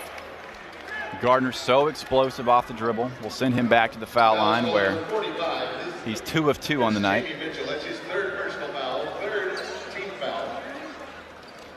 Gardner scored in double figures in 16 games last year. Had the program's first triple-double. That was a 13-point, 16-rebound, 10-assist outing against Appalachian State back on February the 23rd. And that surprised me looking through the game notes. As a program with as much history as Little Rock, I would have thought there would have been a triple-double prior to that. I think Marquise Noel came very close one year, but yeah, Gardner was the first one. And so far this year, he's stuffed the stat sheet again, averaging a double-double, better than 10 points, 10 rebounds, to go along with 4 assists and almost 3 steals per game this season. Marquise Noel, the engine of that Sun Belt regular season championship team back in 2019-2020, a team that probably would have made the NCAA tournament had there been a Sun Belt tournament that year, as contest at the rim is going to be a foul. And Gardner can't believe it. And I thought that looked like a clean block. We'll get another look at it. I guess Gardner does catch him with the low body there. Clean up top, but Gardner collides with him below the belt. Patrick, back to that 2019-2020 season. Little Rock poised to make the NCAA tournament, and there's the feeling within the program that having the tournament canceled, potentially making the NCAA tournament, is still having impacts on this year. That COVID season impacted recruiting, and it's had a trickle-down effect here 2 years later. Yeah, just devastating for a program like Little Rock. They were, they were the best team in the Sun Belt Conference that season, won the regular season outright, would have been the favorite going into that Sun Belt tournament. That's such a momentum changer. Creates so much positivity for your program on the recruiting trail to not have that opportunity to play on television, to play in the NCAA tournament, to use that as a showcase to recruits. Really difficult for the coaching staff. 2-point game, 13 minutes to go. Little Rock has taken a lead here in the second half after trailing for the majority of the first half. Trojans were down by as many as 18, battled back. Chris Walker, 3 off the glass. If it wasn't Chris Walker, I would assume he didn't mean to do that. I'm joking, sort of. I don't think he meant to do that, but Chris Walker is an excellent outside shooter. His 3rd triple already tonight. Take it any way you can get it, as Jamie Mitchell gets a call against Ethan Speaker, and that's going to be 3, make that 4 on Speaker. And Chris Walker now up to 9 points off the bench. He and Ethan Speaker can't say enough about the lift those two guys have given Little Rock on the offensive end. Trojans in a danger zone in terms of fouls. Both Speaker and Gardner have 4 as Cook hits the step back. And fouls were an issue also on the road against Eastern Tennessee State. 4 Trojans fouled out of that game. Yeah, really limited D'Antoni Gordon. I believe he just played 20 minutes in that one. Going to be a point of importance for Little Rock all season long with a short bench.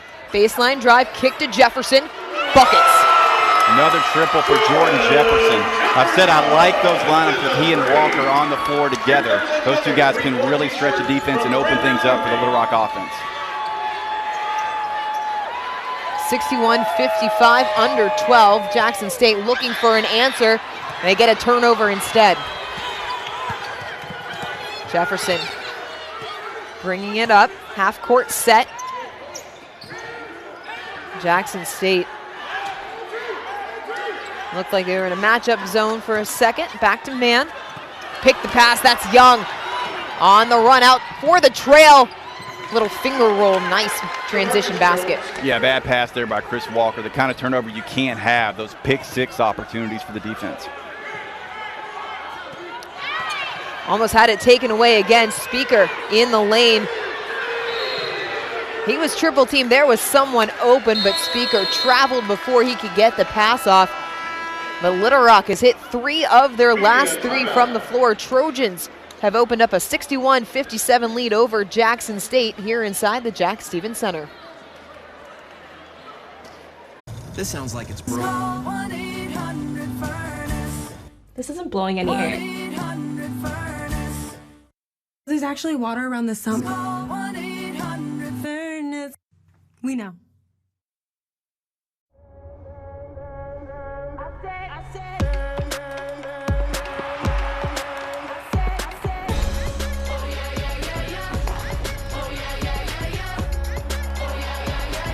Feels like we're onto something.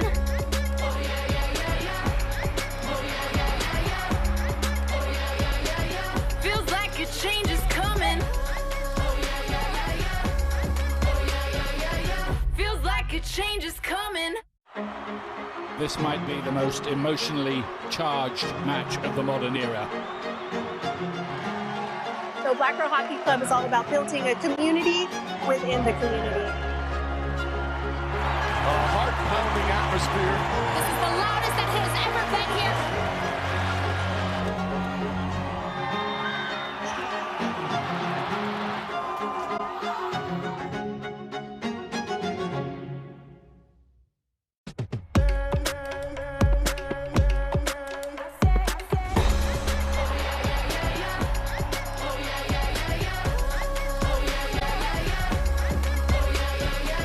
Feels like a change is coming. What makes for a great story? A great story has magic, power, and every once in a while, it has miracles. It needs an opening that sucks you in, and a mind-blowing ending that has you hanging on every snap. That's what makes for a great story. And as luck would have it, that's our story.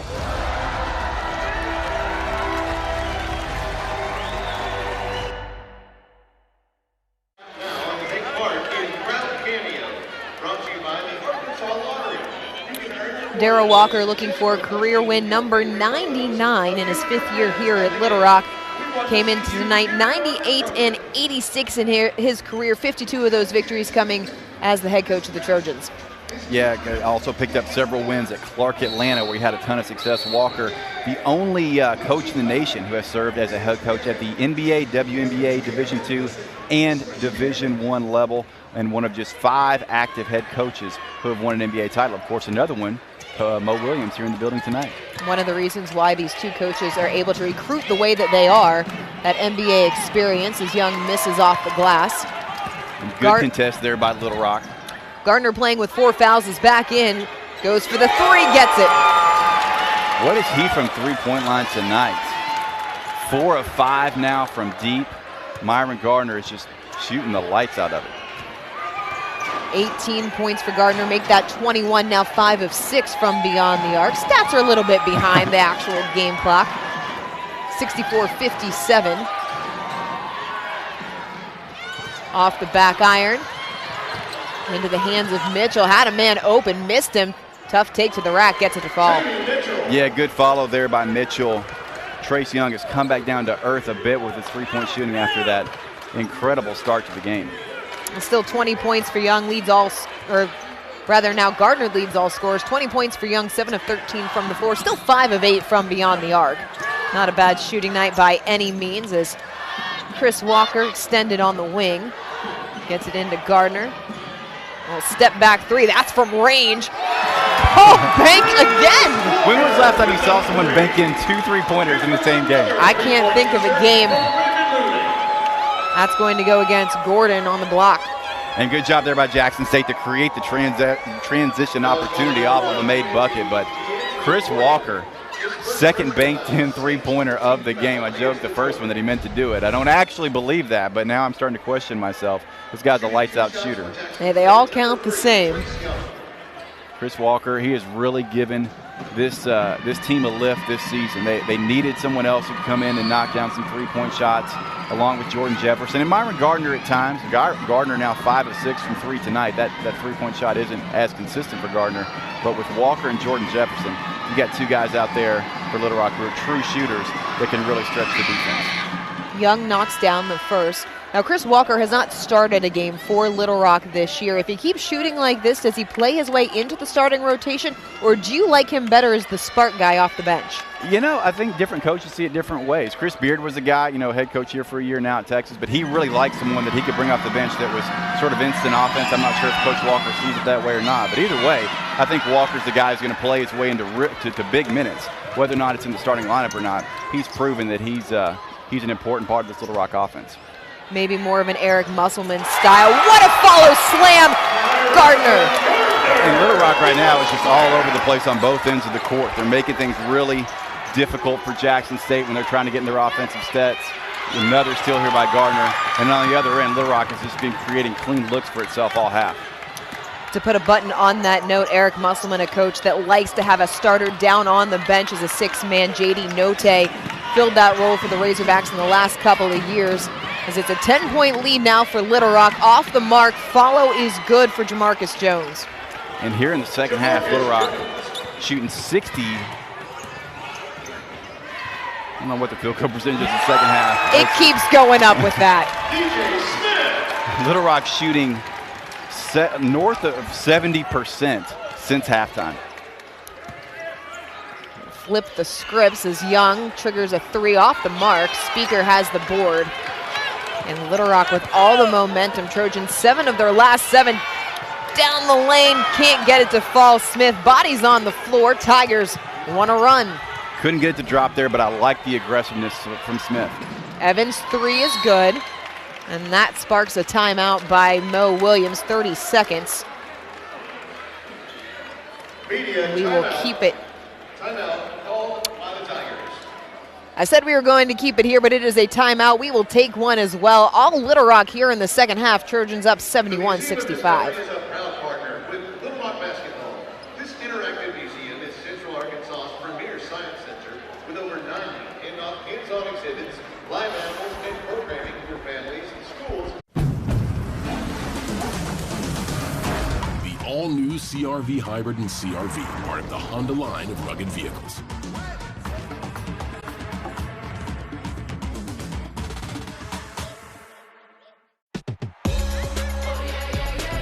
Feels like a change is coming.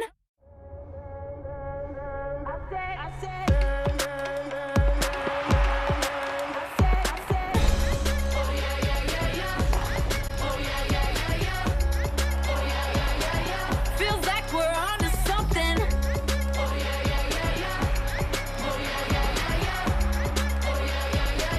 Feels like a change is coming. Feels like a change is coming.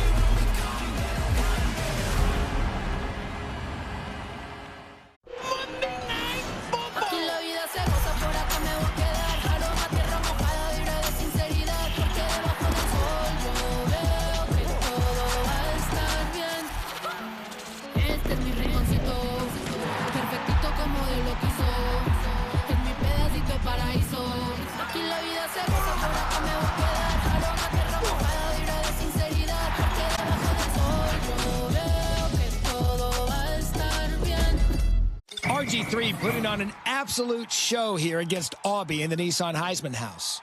Want to go head-to-head with the Heismans? Get in on the action at theheismanhouse.com.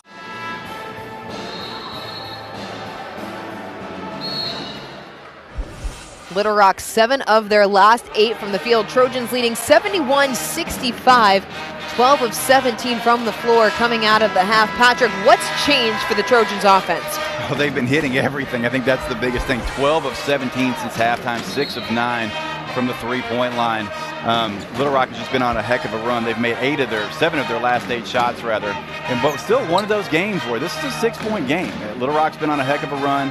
Feels like they should be up double figures right now, but Jackson State, thanks to that strong start, only down 6 points here with 8:21 to go. I said earlier Jackson State had looked like that 1985 Villanova team that shot 79% from the floor. Right now that is Little Rock absolutely on fire from anywhere on the court. Trojans already with 34 points in this half. Speaker and Gardner both playing with 4 fouls, something to keep an eye on. Jordan Jefferson into Speaker, 10 on the shot clock, spin move, baseline cut off by Manziel. It's a turnover. Here comes Jackson State on the run out, and that's what the Tigers wanted, but Evans couldn't handle it. Yeah, Little Rock was bailed out right there. Tough turnover by Speaker, led to a transition opportunity, but Jackson State sends it out of bounds. And that was enough for Darrell Walker. He calls a timeout to talk it over. Still 71-65 in favor of the Trojans. It's just a few cocktails at happy hour. It was just a few cocktails at happy hour. You really good drive. There aren't any cops around. I didn't think there were any cops around. I drink and drive all the time. Sir, you've been in a serious crash. I need you to hang on, okay? Cover your name, sir. You are right now. Great seats at a great price. Get them safer, simpler, and smarter with Ticket Smarter. A proud partner to the biggest names in live sports and events, including ESPN events and iHeartRadio. Ticket Smarter has seats for over 125,000 live events and 48 million tickets for sale. All backed with the Ticket Smarter 100% ticket guarantee. Thinking about your next great live event? Think smarter. Think Ticket Smarter. Get your tickets your way, guaranteed at Ticketsmarter.com. It's time to expect more from yourself, for yourself, and your future. UA Little Rock offers world-class programs that are in demand by employers. Incoming freshmen may also get half of their tuition and fees covered. But you can also expect so much more. Exciting Division I sports and a campus that's alive and vibrant.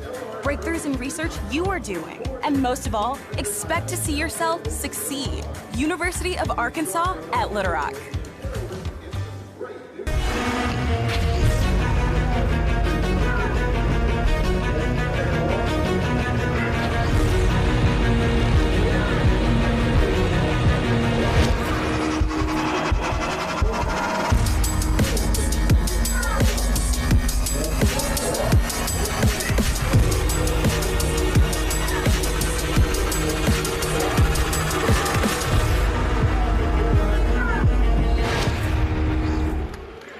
It has been the Myron Gardner show here in the second half. 23 points on the night for Gardner. 7 of 8 shooting, 5 of 6 from beyond the arc. Currently 1 point shy of his career high 24. That was earlier this year at UT Arlington back on February the 17th. And giving glimpses of the scorer that he can be. When he's hot, he's hot. He's explosive. He's a guy who's got a great first step, is capable of shooting from the outside, as we've seen tonight, and has the strength. Once he gets into the paint, he can finish through just about anyone. Jordan Jefferson tried to finish through 2 blue jerseys, instead resulted in turning it over. And that is something Little Rock has done better here in half number 2. They've taken care of the ball more. That just the 7th turnover of the half for the Trojans. 71-65, Little Rock still in that extended zone. Kick out to Young, thought about the 3, 1 step in, 18-footer off the rim. Manziel for the board and put back. And Manziel, just such a big body inside the Long Beach State transfer, grabs the offensive rebound, which is something that we have talked about. Jackson State has done so well all year, and goes back up for 2. Little Rock still winning the battle of the boards, 30-24. That was the 11th offensive rebound for the Tigers. They're going to get a touch foul on Evans going against DJ Smith, and that was a light touch for a whistle. Yeah, just the 4th team foul on Jackson State. Little Rock was 6, so the next Little Rock, or the next whistle on Little Rock, Jackson State will be in the bonus for the remainder of the game. Tigers on a 7-0 run over the last minute 40 to get it to a 4-point deficit.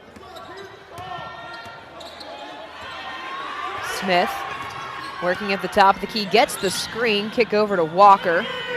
On the interior, Gordon, turn around, gets the roll. And good job there by Gordon, and good job by Little Rock and Walker to recognize. Had the smaller defender, Evans, on him inside after the switch on the screen.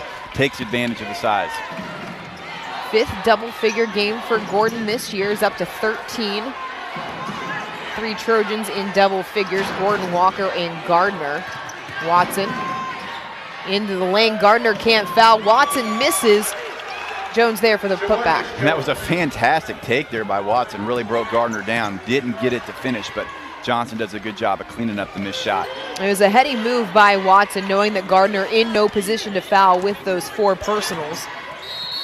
Jefferson draws a foul on Jones at the top of the key. Going to be another whistle on Jackson State. Still not in the bonus. Going to be the 5th team foul on the Tigers. So 1 more whistle, 2 more whistles rather, before the Trojans are shooting free throws for the remainder of the half. And it was something that the women's coach here at Little Rock, Joe Foley, said about their matchup last Sunday against Ole Miss. He said the hallmark of a good defense is being able to defend without fouling. That's when you know that your opponent is really disciplined in their defensive tactics. Yeah, it's so important, especially at this level. So many college coaches, I feel like, put an emphasis on the foul line. Like, are you attempting more free throws than your opponent? If you can get into your opponent defensively, get whistles, puts you at a big advantage, especially in late game situations. The old Bobby Knight, Coach K philosophy: make more free throws than your opponent shoots. And then you shoot like DeAnthony Gordon, it may not matter. And Gordon continues to shoot the ball well tonight. He's now up to 15 points on 6 of 9 shooting. He's done it inside all night that time, showing what he can do with the 15-foot jumper as well. 6-point lead for Little Rock, just under 6 minutes to play. Kick out Manziel, skip past Watson.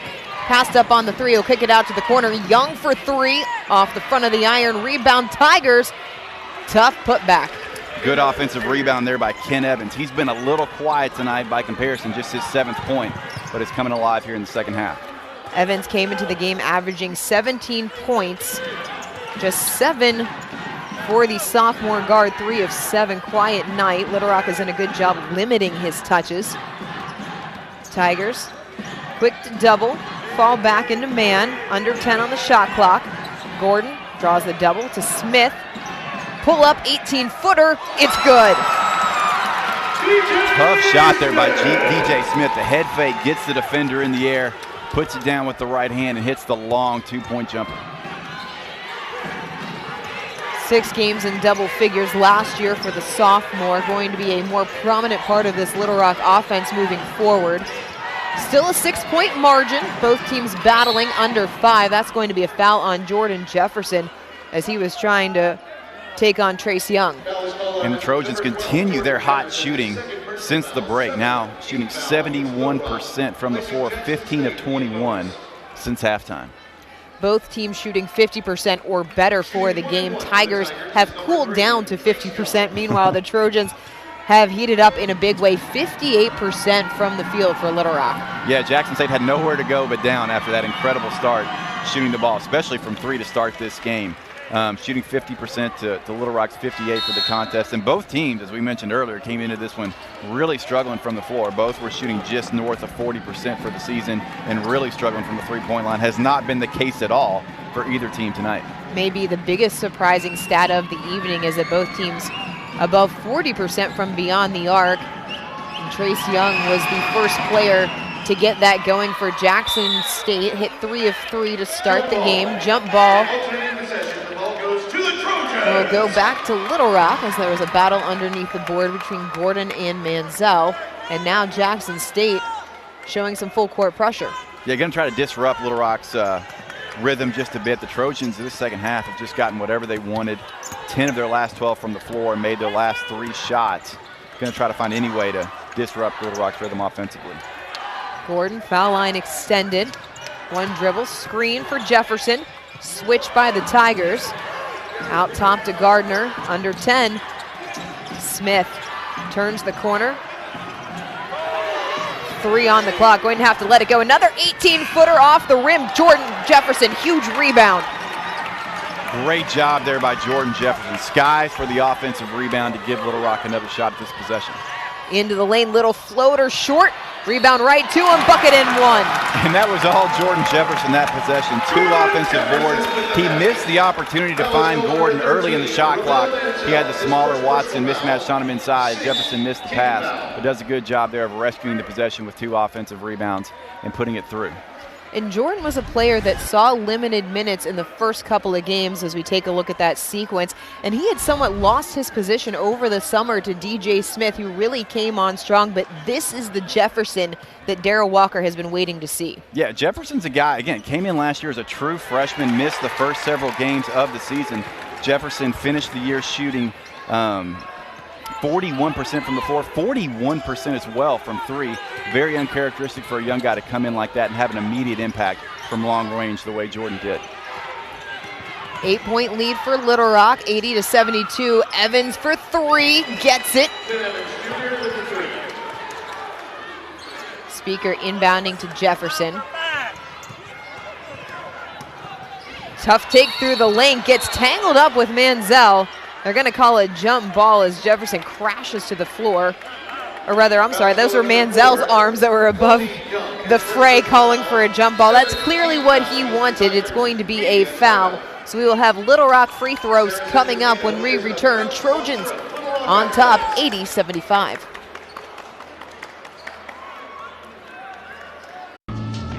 Heavy-duty pulling power.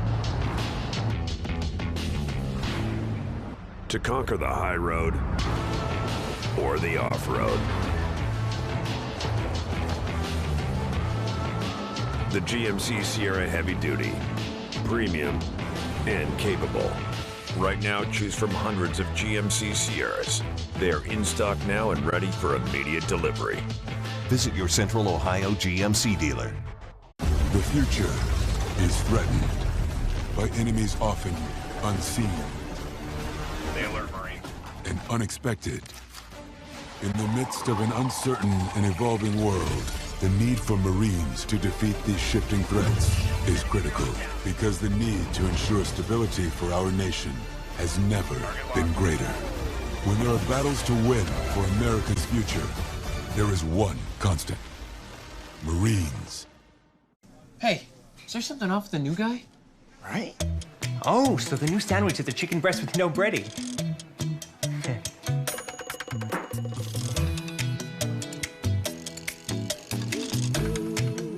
Tim? Don't you work at the other chicken chain? You chicken traitor. This was bound to happen. Introducing the new blackened chicken sandwich. No breading, all flavor. Love that chicken from Popeyes. We see you, section 103.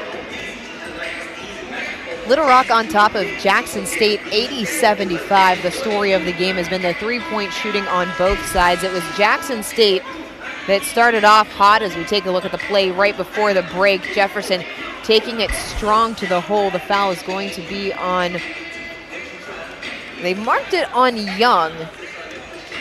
I didn't see Cordy Young in that area around the ball. That is who the foul was on. And it looked like it was Romel Manziel and Jefferson tied up underneath. Yeah, it will be interesting if it's in the book that way, if we're just getting the stat incorrectly. That foul clearly should have been on Manziel. That was the 7th team foul on Jacksonville State. So in the bonus, Jefferson misses the first. That will stay with the Trojans. Offensive rebound there by Gardner. Jefferson last year was an excellent free throw shooter, almost 80% on the season. This year in the 60s for the year. Speaker, offensive board, putback goes. And Speaker, you just can't say enough about the lift he's given Little Rock tonight. He's come in, he's scored in different ways, done a good job of hitting the glass. Really been a nice, really nice performance from the freshman / sophomore tonight from Nevada. Averaged more than 25 points a game in high school. Stripped of the ball is Manziel as he goes up, and that will be a whistle. Let's see who that's on. Remember, Gardner has 5. And it will be on DeAnthony Gordon, and he pursued that referee out, making sure that he was the one that got the foul. Yeah, good job there by Gordon, putting the hand up quickly.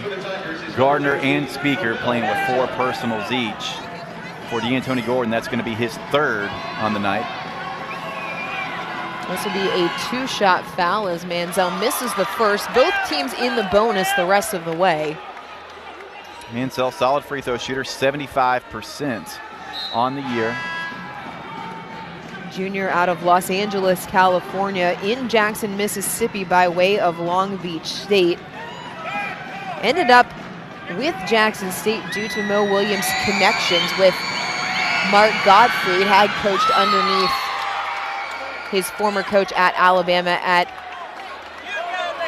Cal Northridge. Yeah, there's a lane violation there. I think they got Speaker there with the lane violation. We'll give Mansell another opportunity. His second free throw was way short.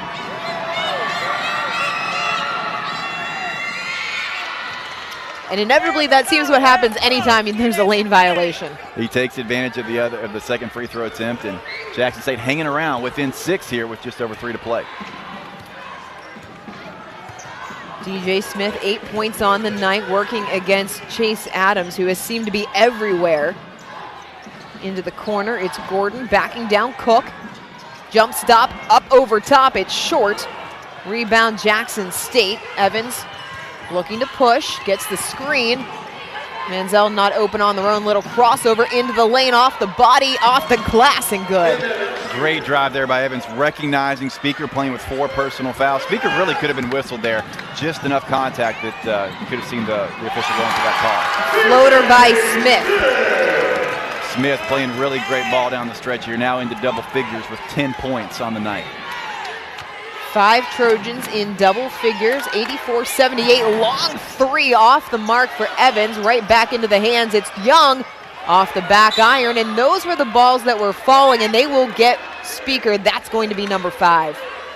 And he did. He got, I can't think that was, couldn't tell which Jackson State player that was, but corralled him from behind there on the rebound attempt. Going to end a really good night for Ethan Speaker off the bench. 17 minutes, 11 points, 5 of 7 from the floor. Finishes with 6 rebounds. Follows up a really nice performance where he played great for the Trojans at East Tennessee State as well. Back-to-back 11-point outings for Ethan Speaker.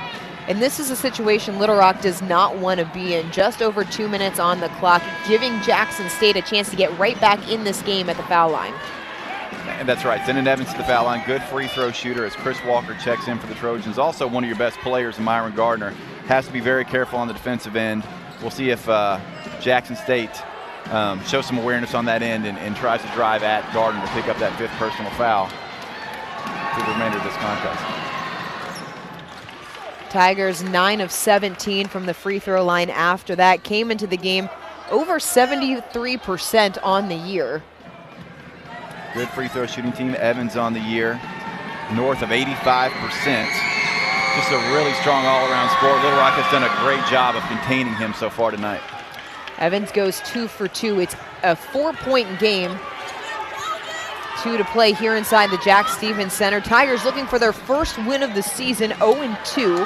A pair of close losses. Little Rock 1-3, trying to hold on after making a frenzied comeback late in the first half. Gordon driving, splits his defenders to the rack. What a drive by DeAnthony Gordon there. You haven't really seen that from the big man this year. Showing off those wing skills he had at Wichita State. Puts it on the floor, goes hard to the rim for the finish. 17 points for Gordon, makes it a 6-point margin, 90 to go. Step back, Evans, no. Adams working in traffic, pulls it back out. 10 on the clock, Evans will shoot, buries it. Tough shot there. If you're Myron Gardner, you just got to shake that guy's hand. That was good defense. Just excellent offense from Ken Evans. Shake his hand as Evans getting a little jawing going. Now Smith catches a body, but he'll go to the line. Good job there by Smith to draw the contact. And in the second half, what is DJ Smith up to? All 10 of his points here in the second half for Little Rock. He'll have a chance for 2 more here at the foul stripe. These are important free throws as that last 3-pointer by Ken Evans made it a 3-point margin with just 1 minute and 15 left on the clock. Both of these teams just incredible shooting from the floor tonight. 51% from Jackson State, 56% for Little Rock. Both teams, Little Rock rather, at 52% from 3. Jackson State at a very strong 44%, 11 of 25 from deep. Smith hits the first. Makes it 2 of 2, nothing but net. Those were pure. 2 big free throws by the sophomore. And he's a guy, had a big career in high school at North Little Rock High School, won a state championship, and came in and started as a true freshman last year for the Trojans, and has picked up where he left off at Little Rock this season. 5-point game, Jackson State trailing Little Rock 88-83. Patrick, if you're Mo Williams, what are you setting up in this huddle? If I'm Coach Williams, I think I'm looking for an opportunity for Kent Evans to drive it at Myron Gardner. I think that's what they were trying to set up last possession. Evans settled for the step-back 3 and knocked it down, to his credit. But if I'm Little Rock, or rather if I'm Coach Williams in Jackson State, I'm looking to get the ball to Evans. And right now he's being guarded by Myron Gardner. I want to take the ball at Gardner and make him make a play defensively. Evans is heated up here in the second half. 15 of his 7 points coming in the second 20 minutes, 5 of 9 from the floor in this half. And there's still time on the clock. Jackson State needs a bucket and a stop. 75 seconds left to go, so scoring on this possession is essential for the Trojans. Yeah, we'll see what Coach Williams draws up here. Or rather, excuse me, a defensive stop, I should say, as Jackson State has the ball. Backdoor cut, Young to the rack with emphasis and one. And that's just about the worst case scenario for Little Rock right there. Gives up the backdoor look. I believe that was Walker who got lost. Trace Young does a good job of sneaking backdoor. They find him for the and one opportunity. Jackson State has thrown down a couple of thunderous dunks here tonight. And Trace Young, I mean, this is a guy who has absolutely done it all tonight. 26 points on 9 of 16, knocked down 5 3-pointers in the first half as he misses the opportunity at the old-fashioned three-point play. That could be a big miss as that makes it, or keeps it rather, a three-point game, 88-85, 1 minute left to play. Little Rock gets it to Gardner. Off the curl, it's Smith. Draws the double, turns the corner. Manziel going to get whistled for the foul, and that's the danger of a big trying to take a ball away from a guard. Yeah, good job there by Smith of recognizing the switch, takes the ball at Manziel, beats him off the dribble, and is able to draw the foul, sends him back to the foul stripe where he's an excellent free throw shooter. And Smith with the recognition that he's faster off the bounce than Manziel is. Smith shooting 80%, on the season from the foul line. 2 of 2 his last trip.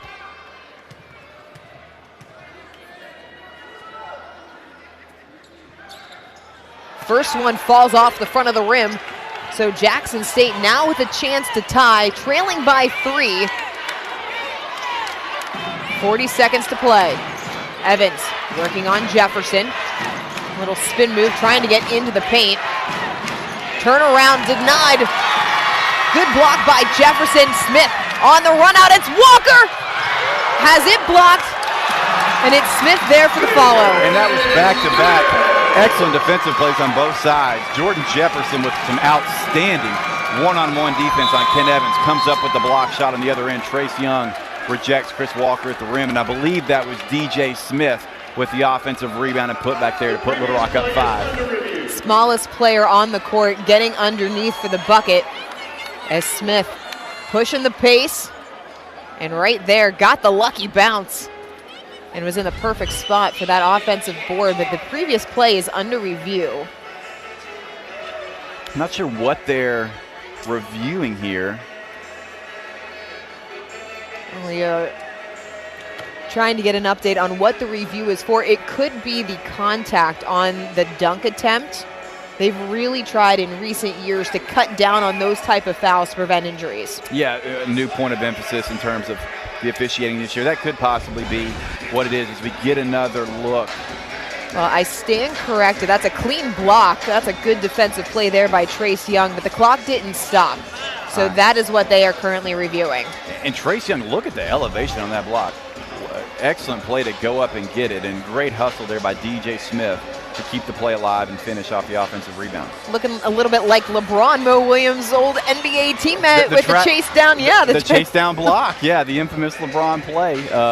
Great job there by Young. He's just been everywhere tonight for Jackson State as the Tigers find themselves down 5 here with 23 seconds to go, but not for a lack of effort from Young. 26 points on 9 of 16 shooting.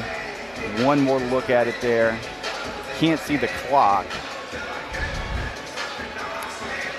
Young leads all scorers with 26, had a career-high 29 against Florida A&M.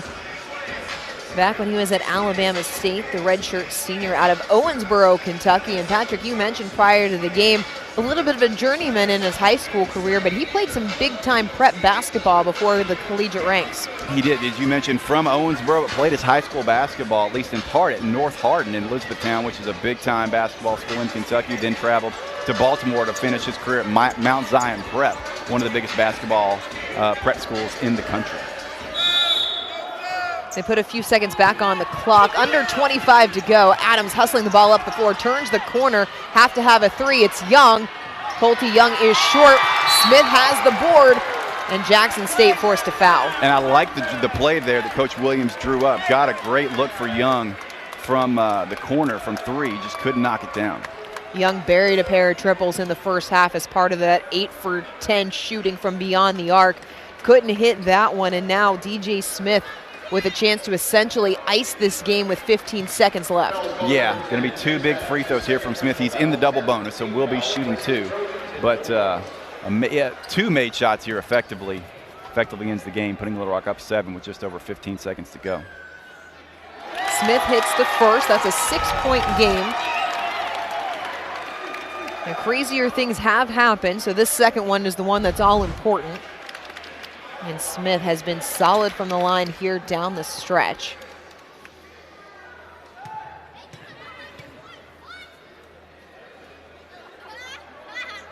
Hits the second. That makes it a 7-point margin.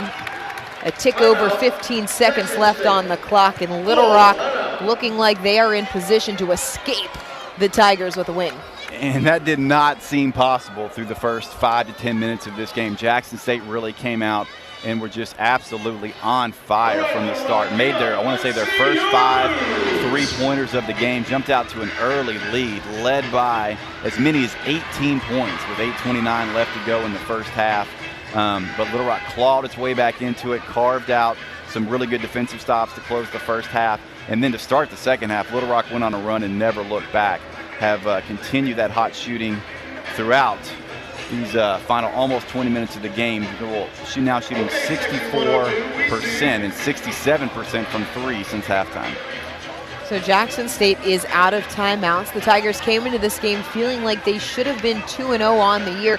And this is another game when looking back, the coaching staff will feel that Jackson State played well enough to win, but going to come up on the losing side.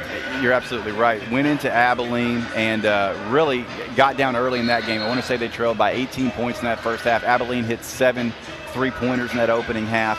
In the second half, Jackson State thoroughly outplayed the Wildcats, but just gotten too big of a hole to call the way out. And then at Tulsa, went into Tulsa against a really good Golden Hurricane team and really went toe-to-toe throughout the full 40 minutes. Just couldn't come away with the win. And tonight, to jump out to this early lead, and at least it looks like Little Rock is going to complete the comeback here. Really tough loss for Coach Williams and Jackson State. Football pass is going to go out of bounds. That will turn the ball back over to the Trojans.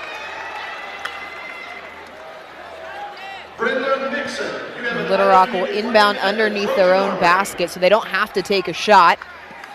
The half-court timeline is not in play, and this should effectively run out the clock unless Jackson State decides to foul. Yeah, I was going to say, just really going to be up to Jackson State here if they want to commit a foul to try to give themselves a chance to get back in this one. Jordan Jefferson to inbound. Has it knocked away. Jackson State has it. Evans going to try and run out to the 3. That falls. 8 seconds on the clock, going for the steal again. This time going to be called a foul, and Tigers not giving up until the final whistle. I mean, stranger things have happened. Ken Evans there knocks down the shot and almost gets the steal on the inbound. Let's see if we get a look. He's whistled for the foul. You know what that series reminded me of? What's that? Was back in 2010 where Duke was trailing Maryland in College Park by 10 in the final minute. The Devils came back to force overtime and ended up winning that game. I remember that game well. I actually was at a game here at the Jack Stevens Center. I want to say it was 2011, maybe 2012. Little Rock was playing, I want to say it was Oral Roberts. They were up 2 points, inbounding the ball, threw the ball away. Oral Roberts tied stole the ball, tied the game, and then hit a three-pointer in the closing seconds to win.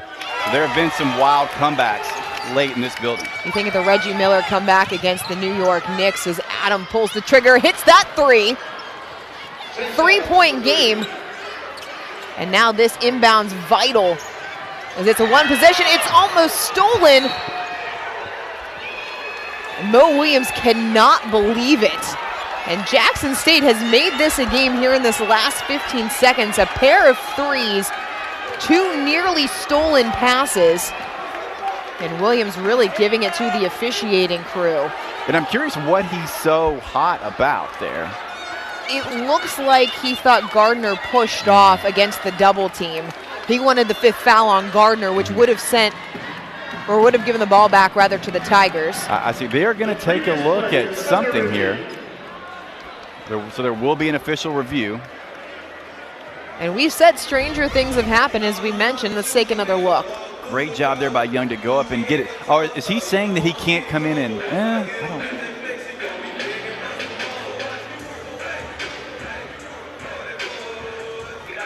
So they're saying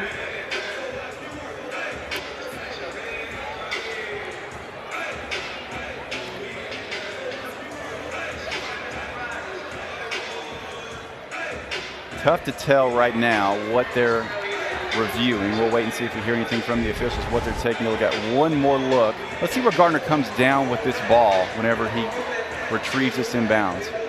So I think what they're saying is that right foot of Gardner over the baseline, perhaps?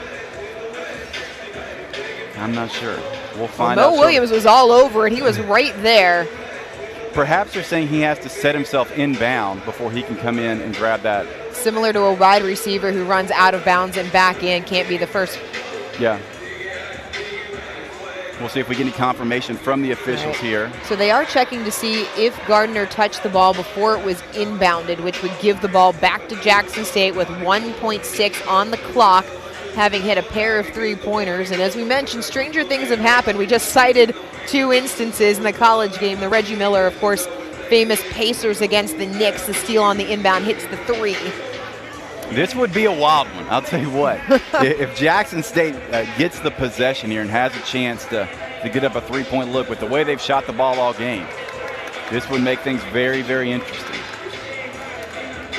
There's a very detailed conversation going on between the officials right now. As it should be in a 3-point game with 1.6 on the clock, with a possession that could change the complexity of the game. They want to make sure they get this one right. Thoroughly talking this one over. And you can see the 2 different mindsets. Jackson State has their team out like they're going to be defending. Little Rock standing by the bench, confident that they're going to be shooting free throws as Darrell Walker receives what the there's a conversation. The refs are still over the scorer's table.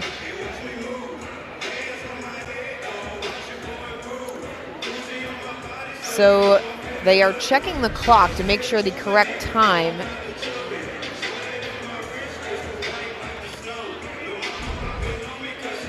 And this has been a hectic last couple of possessions. Little Rock looked to have it. Little Rock looked to have this game in hand, up 7 with under a minute to play. DJ Smith made a pair of 3 throws, but Jackson State, it was Ken Evans Jr. that made the first 3 off of a steal. Then Colty Young hits a 3. They put 3.2 seconds back on the clock, and they are whistling the ball back under Jacksonville State's basket.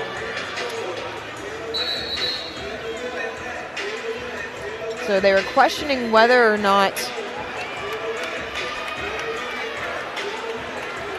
Little Rock they established inbound. So they've given the ball back to Jackson State. 3.2 on the clock, 3-point game. Corner 3 for Evans. Comes up short. But there's a whistle for Young before the final buzzer sounds. And this has been pandemonium here in the last 10 seconds. To say the least, it's going to end the game even if there's a whistle, I believe, because even if he were to make the first, miss the second, there's not going to be enough time to get the tip. Got to have at least 0.3. Well, they did just put seconds back on the clock, and there is a referee over at the scorers table. You would imagine making sure that the time is accurate. There are 0 showing on the clock above the backboard. So the foul was on Chris Walker. He fouls out. That was number 5. They are reviewing for time.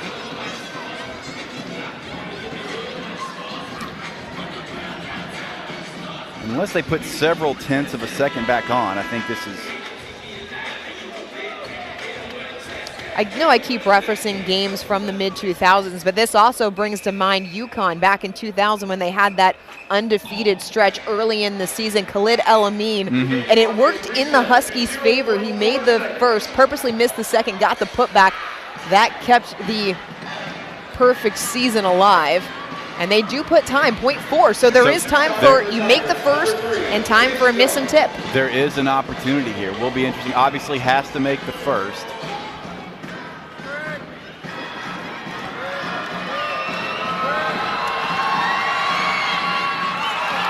And it's off the back iron. And that'll do it for Jackson State. What an incredible finish, nonetheless.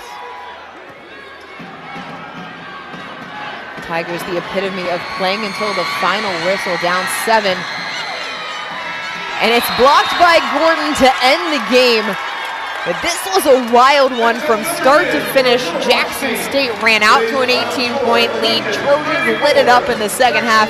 Patrick, your final thoughts? Don't know if I've ever seen a game quite like that. From the incredible shooting by Jackson State to start the game, Little Rock claws its way back into it, then shoots practically lights out in the second half, and then coming down to the wire with that wild finish. Jackson State somehow found a way to give itself a chance in the closing seconds. What a game, what an effort by both teams tonight. Jackson State comes up short. Tigers fall to 0-2, while Little Rock improves to 2-3 on the season. So for Patrick Newton, I'm Dorian Kraft saying so long from the Jack Stevens Center in Little Rock, Arkansas, where the final score is Little Rock 94, Jackson State 91. All games airing on the ESPN networks are streaming live and archived on the ESPN app. This has been a presentation of ESPN. The facility. Thanks for helping our sustainability efforts on campus. The all-new CR-V Hybrid and CR-V, part of the Honda line of rugged vehicles.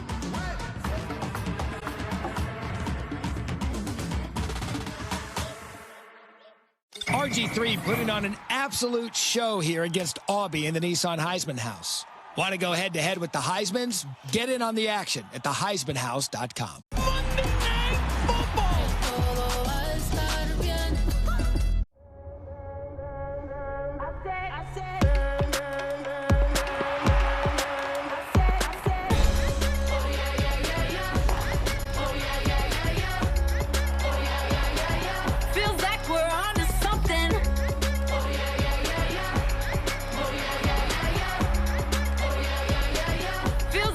Change is coming. Feels like a change is coming.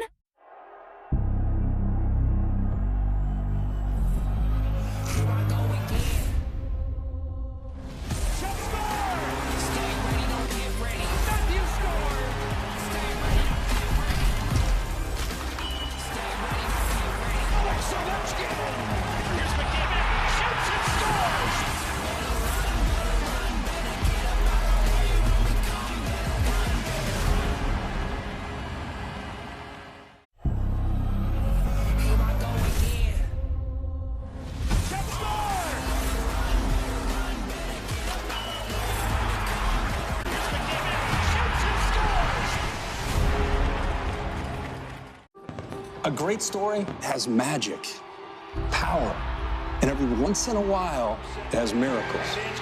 As luck would have it, that's our story.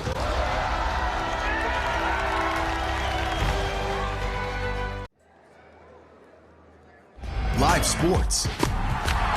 Thousands of live events. ESPN Plus originals.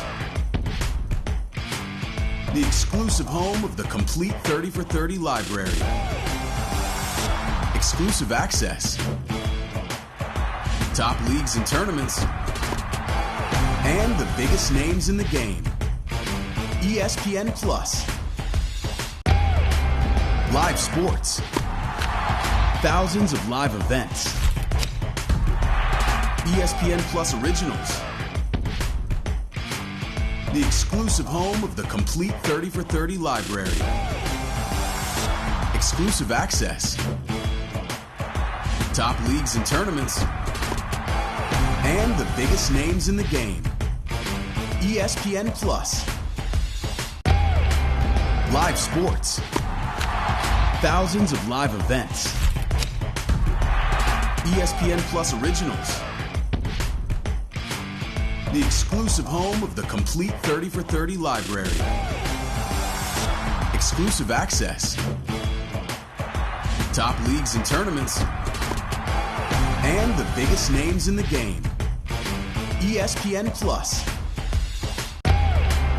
Live sports. Thousands of live events. ESPN Plus Originals. The exclusive home of the complete 30 for 30 library. Exclusive access. Top leagues and tournaments. And the biggest names in the game. ESPN Plus. Live sports. Thousands of live events. ESPN Plus Originals.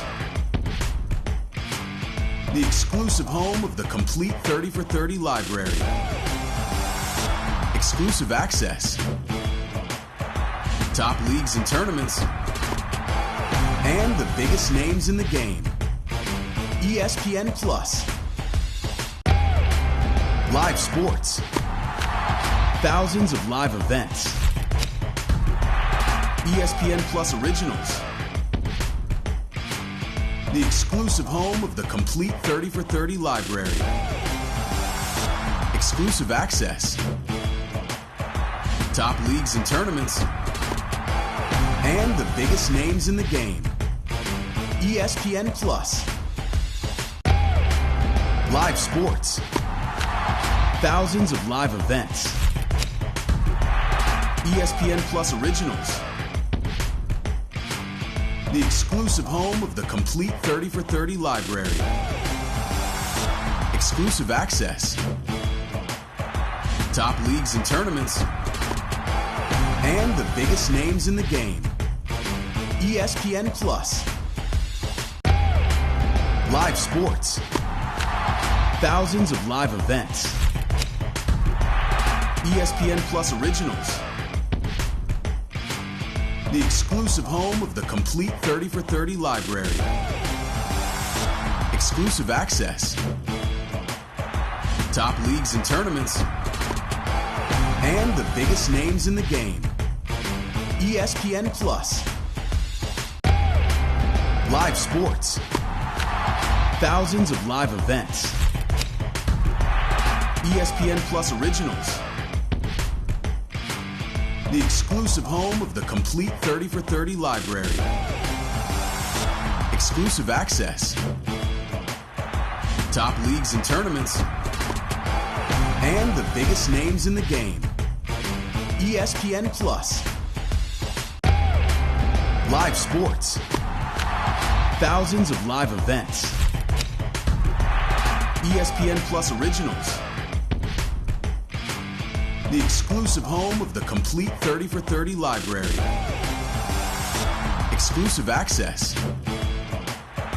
Top leagues and tournaments. And the biggest names in the game. ESPN Plus. Live sports. Thousands of live events. ESPN Plus Originals. The exclusive home of the complete 30 for 30 library. Exclusive access. Top leagues and tournaments. And the biggest names in the game.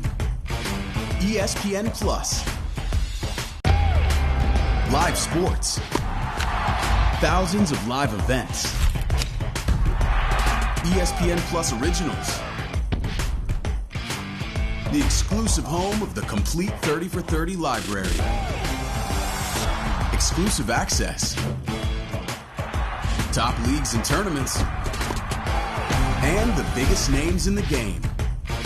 ESPN Plus. Live sports. Thousands of live events. ESPN Plus originals. The exclusive home of the complete 30 for 30 library. Exclusive access. Top leagues and tournaments. And the biggest names in the game. ESPN Plus. Live sports. Thousands of live events. ESPN Plus originals. The exclusive home of the complete 30 for 30 library. Exclusive access. Top leagues and tournaments. And the biggest names in the game. ESPN Plus. Live sports. Thousands of live events. ESPN Plus originals. The exclusive home of the complete 30 for 30 library. Exclusive access. Top leagues and tournaments. And the biggest names in the game. ESPN Plus. Live sports. Thousands of live events. ESPN Plus originals. The exclusive home of the complete 30 for 30 library. Exclusive access. Top leagues and tournaments. And the biggest names in the game. ESPN Plus. Live sports. Thousands of live events. ESPN Plus originals. The exclusive home of the complete 30 for 30 library. Exclusive access. Top leagues and tournaments. And the biggest names in the game. ESPN Plus. Live sports. Thousands of live events. ESPN Plus originals. The exclusive home of the complete 30 for 30 library. Exclusive access. Top leagues and tournaments. And the biggest names in the game. ESPN Plus. Live sports. Thousands of live events. ESPN Plus originals. The exclusive home of the complete 30 for 30 library. Exclusive access. Top leagues and tournaments. And the biggest names in the game. ESPN Plus. Live sports. Thousands of live events. ESPN Plus originals. The exclusive home of the complete 30 for 30 library. Exclusive access. Top leagues and tournaments. And the biggest names in the game. ESPN Plus. Live sports. Thousands of live events. ESPN Plus originals. The exclusive home of the complete 30 for 30 library. Exclusive access. Top leagues and tournaments. And the biggest names in the game. ESPN Plus. Live sports. Thousands of live events. ESPN Plus originals. The exclusive home of the complete 30 for 30 library. Exclusive access. Top leagues and tournaments. And the biggest names in the game. ESPN Plus. Live sports. Thousands of live events. ESPN Plus Originals. The exclusive home of the complete 30 for 30 library. Exclusive access. Top leagues and tournaments. And the biggest names in the game. ESPN Plus. Live sports. Thousands of live events. ESPN Plus Originals. The exclusive home of the complete 30 for 30 library. Exclusive access.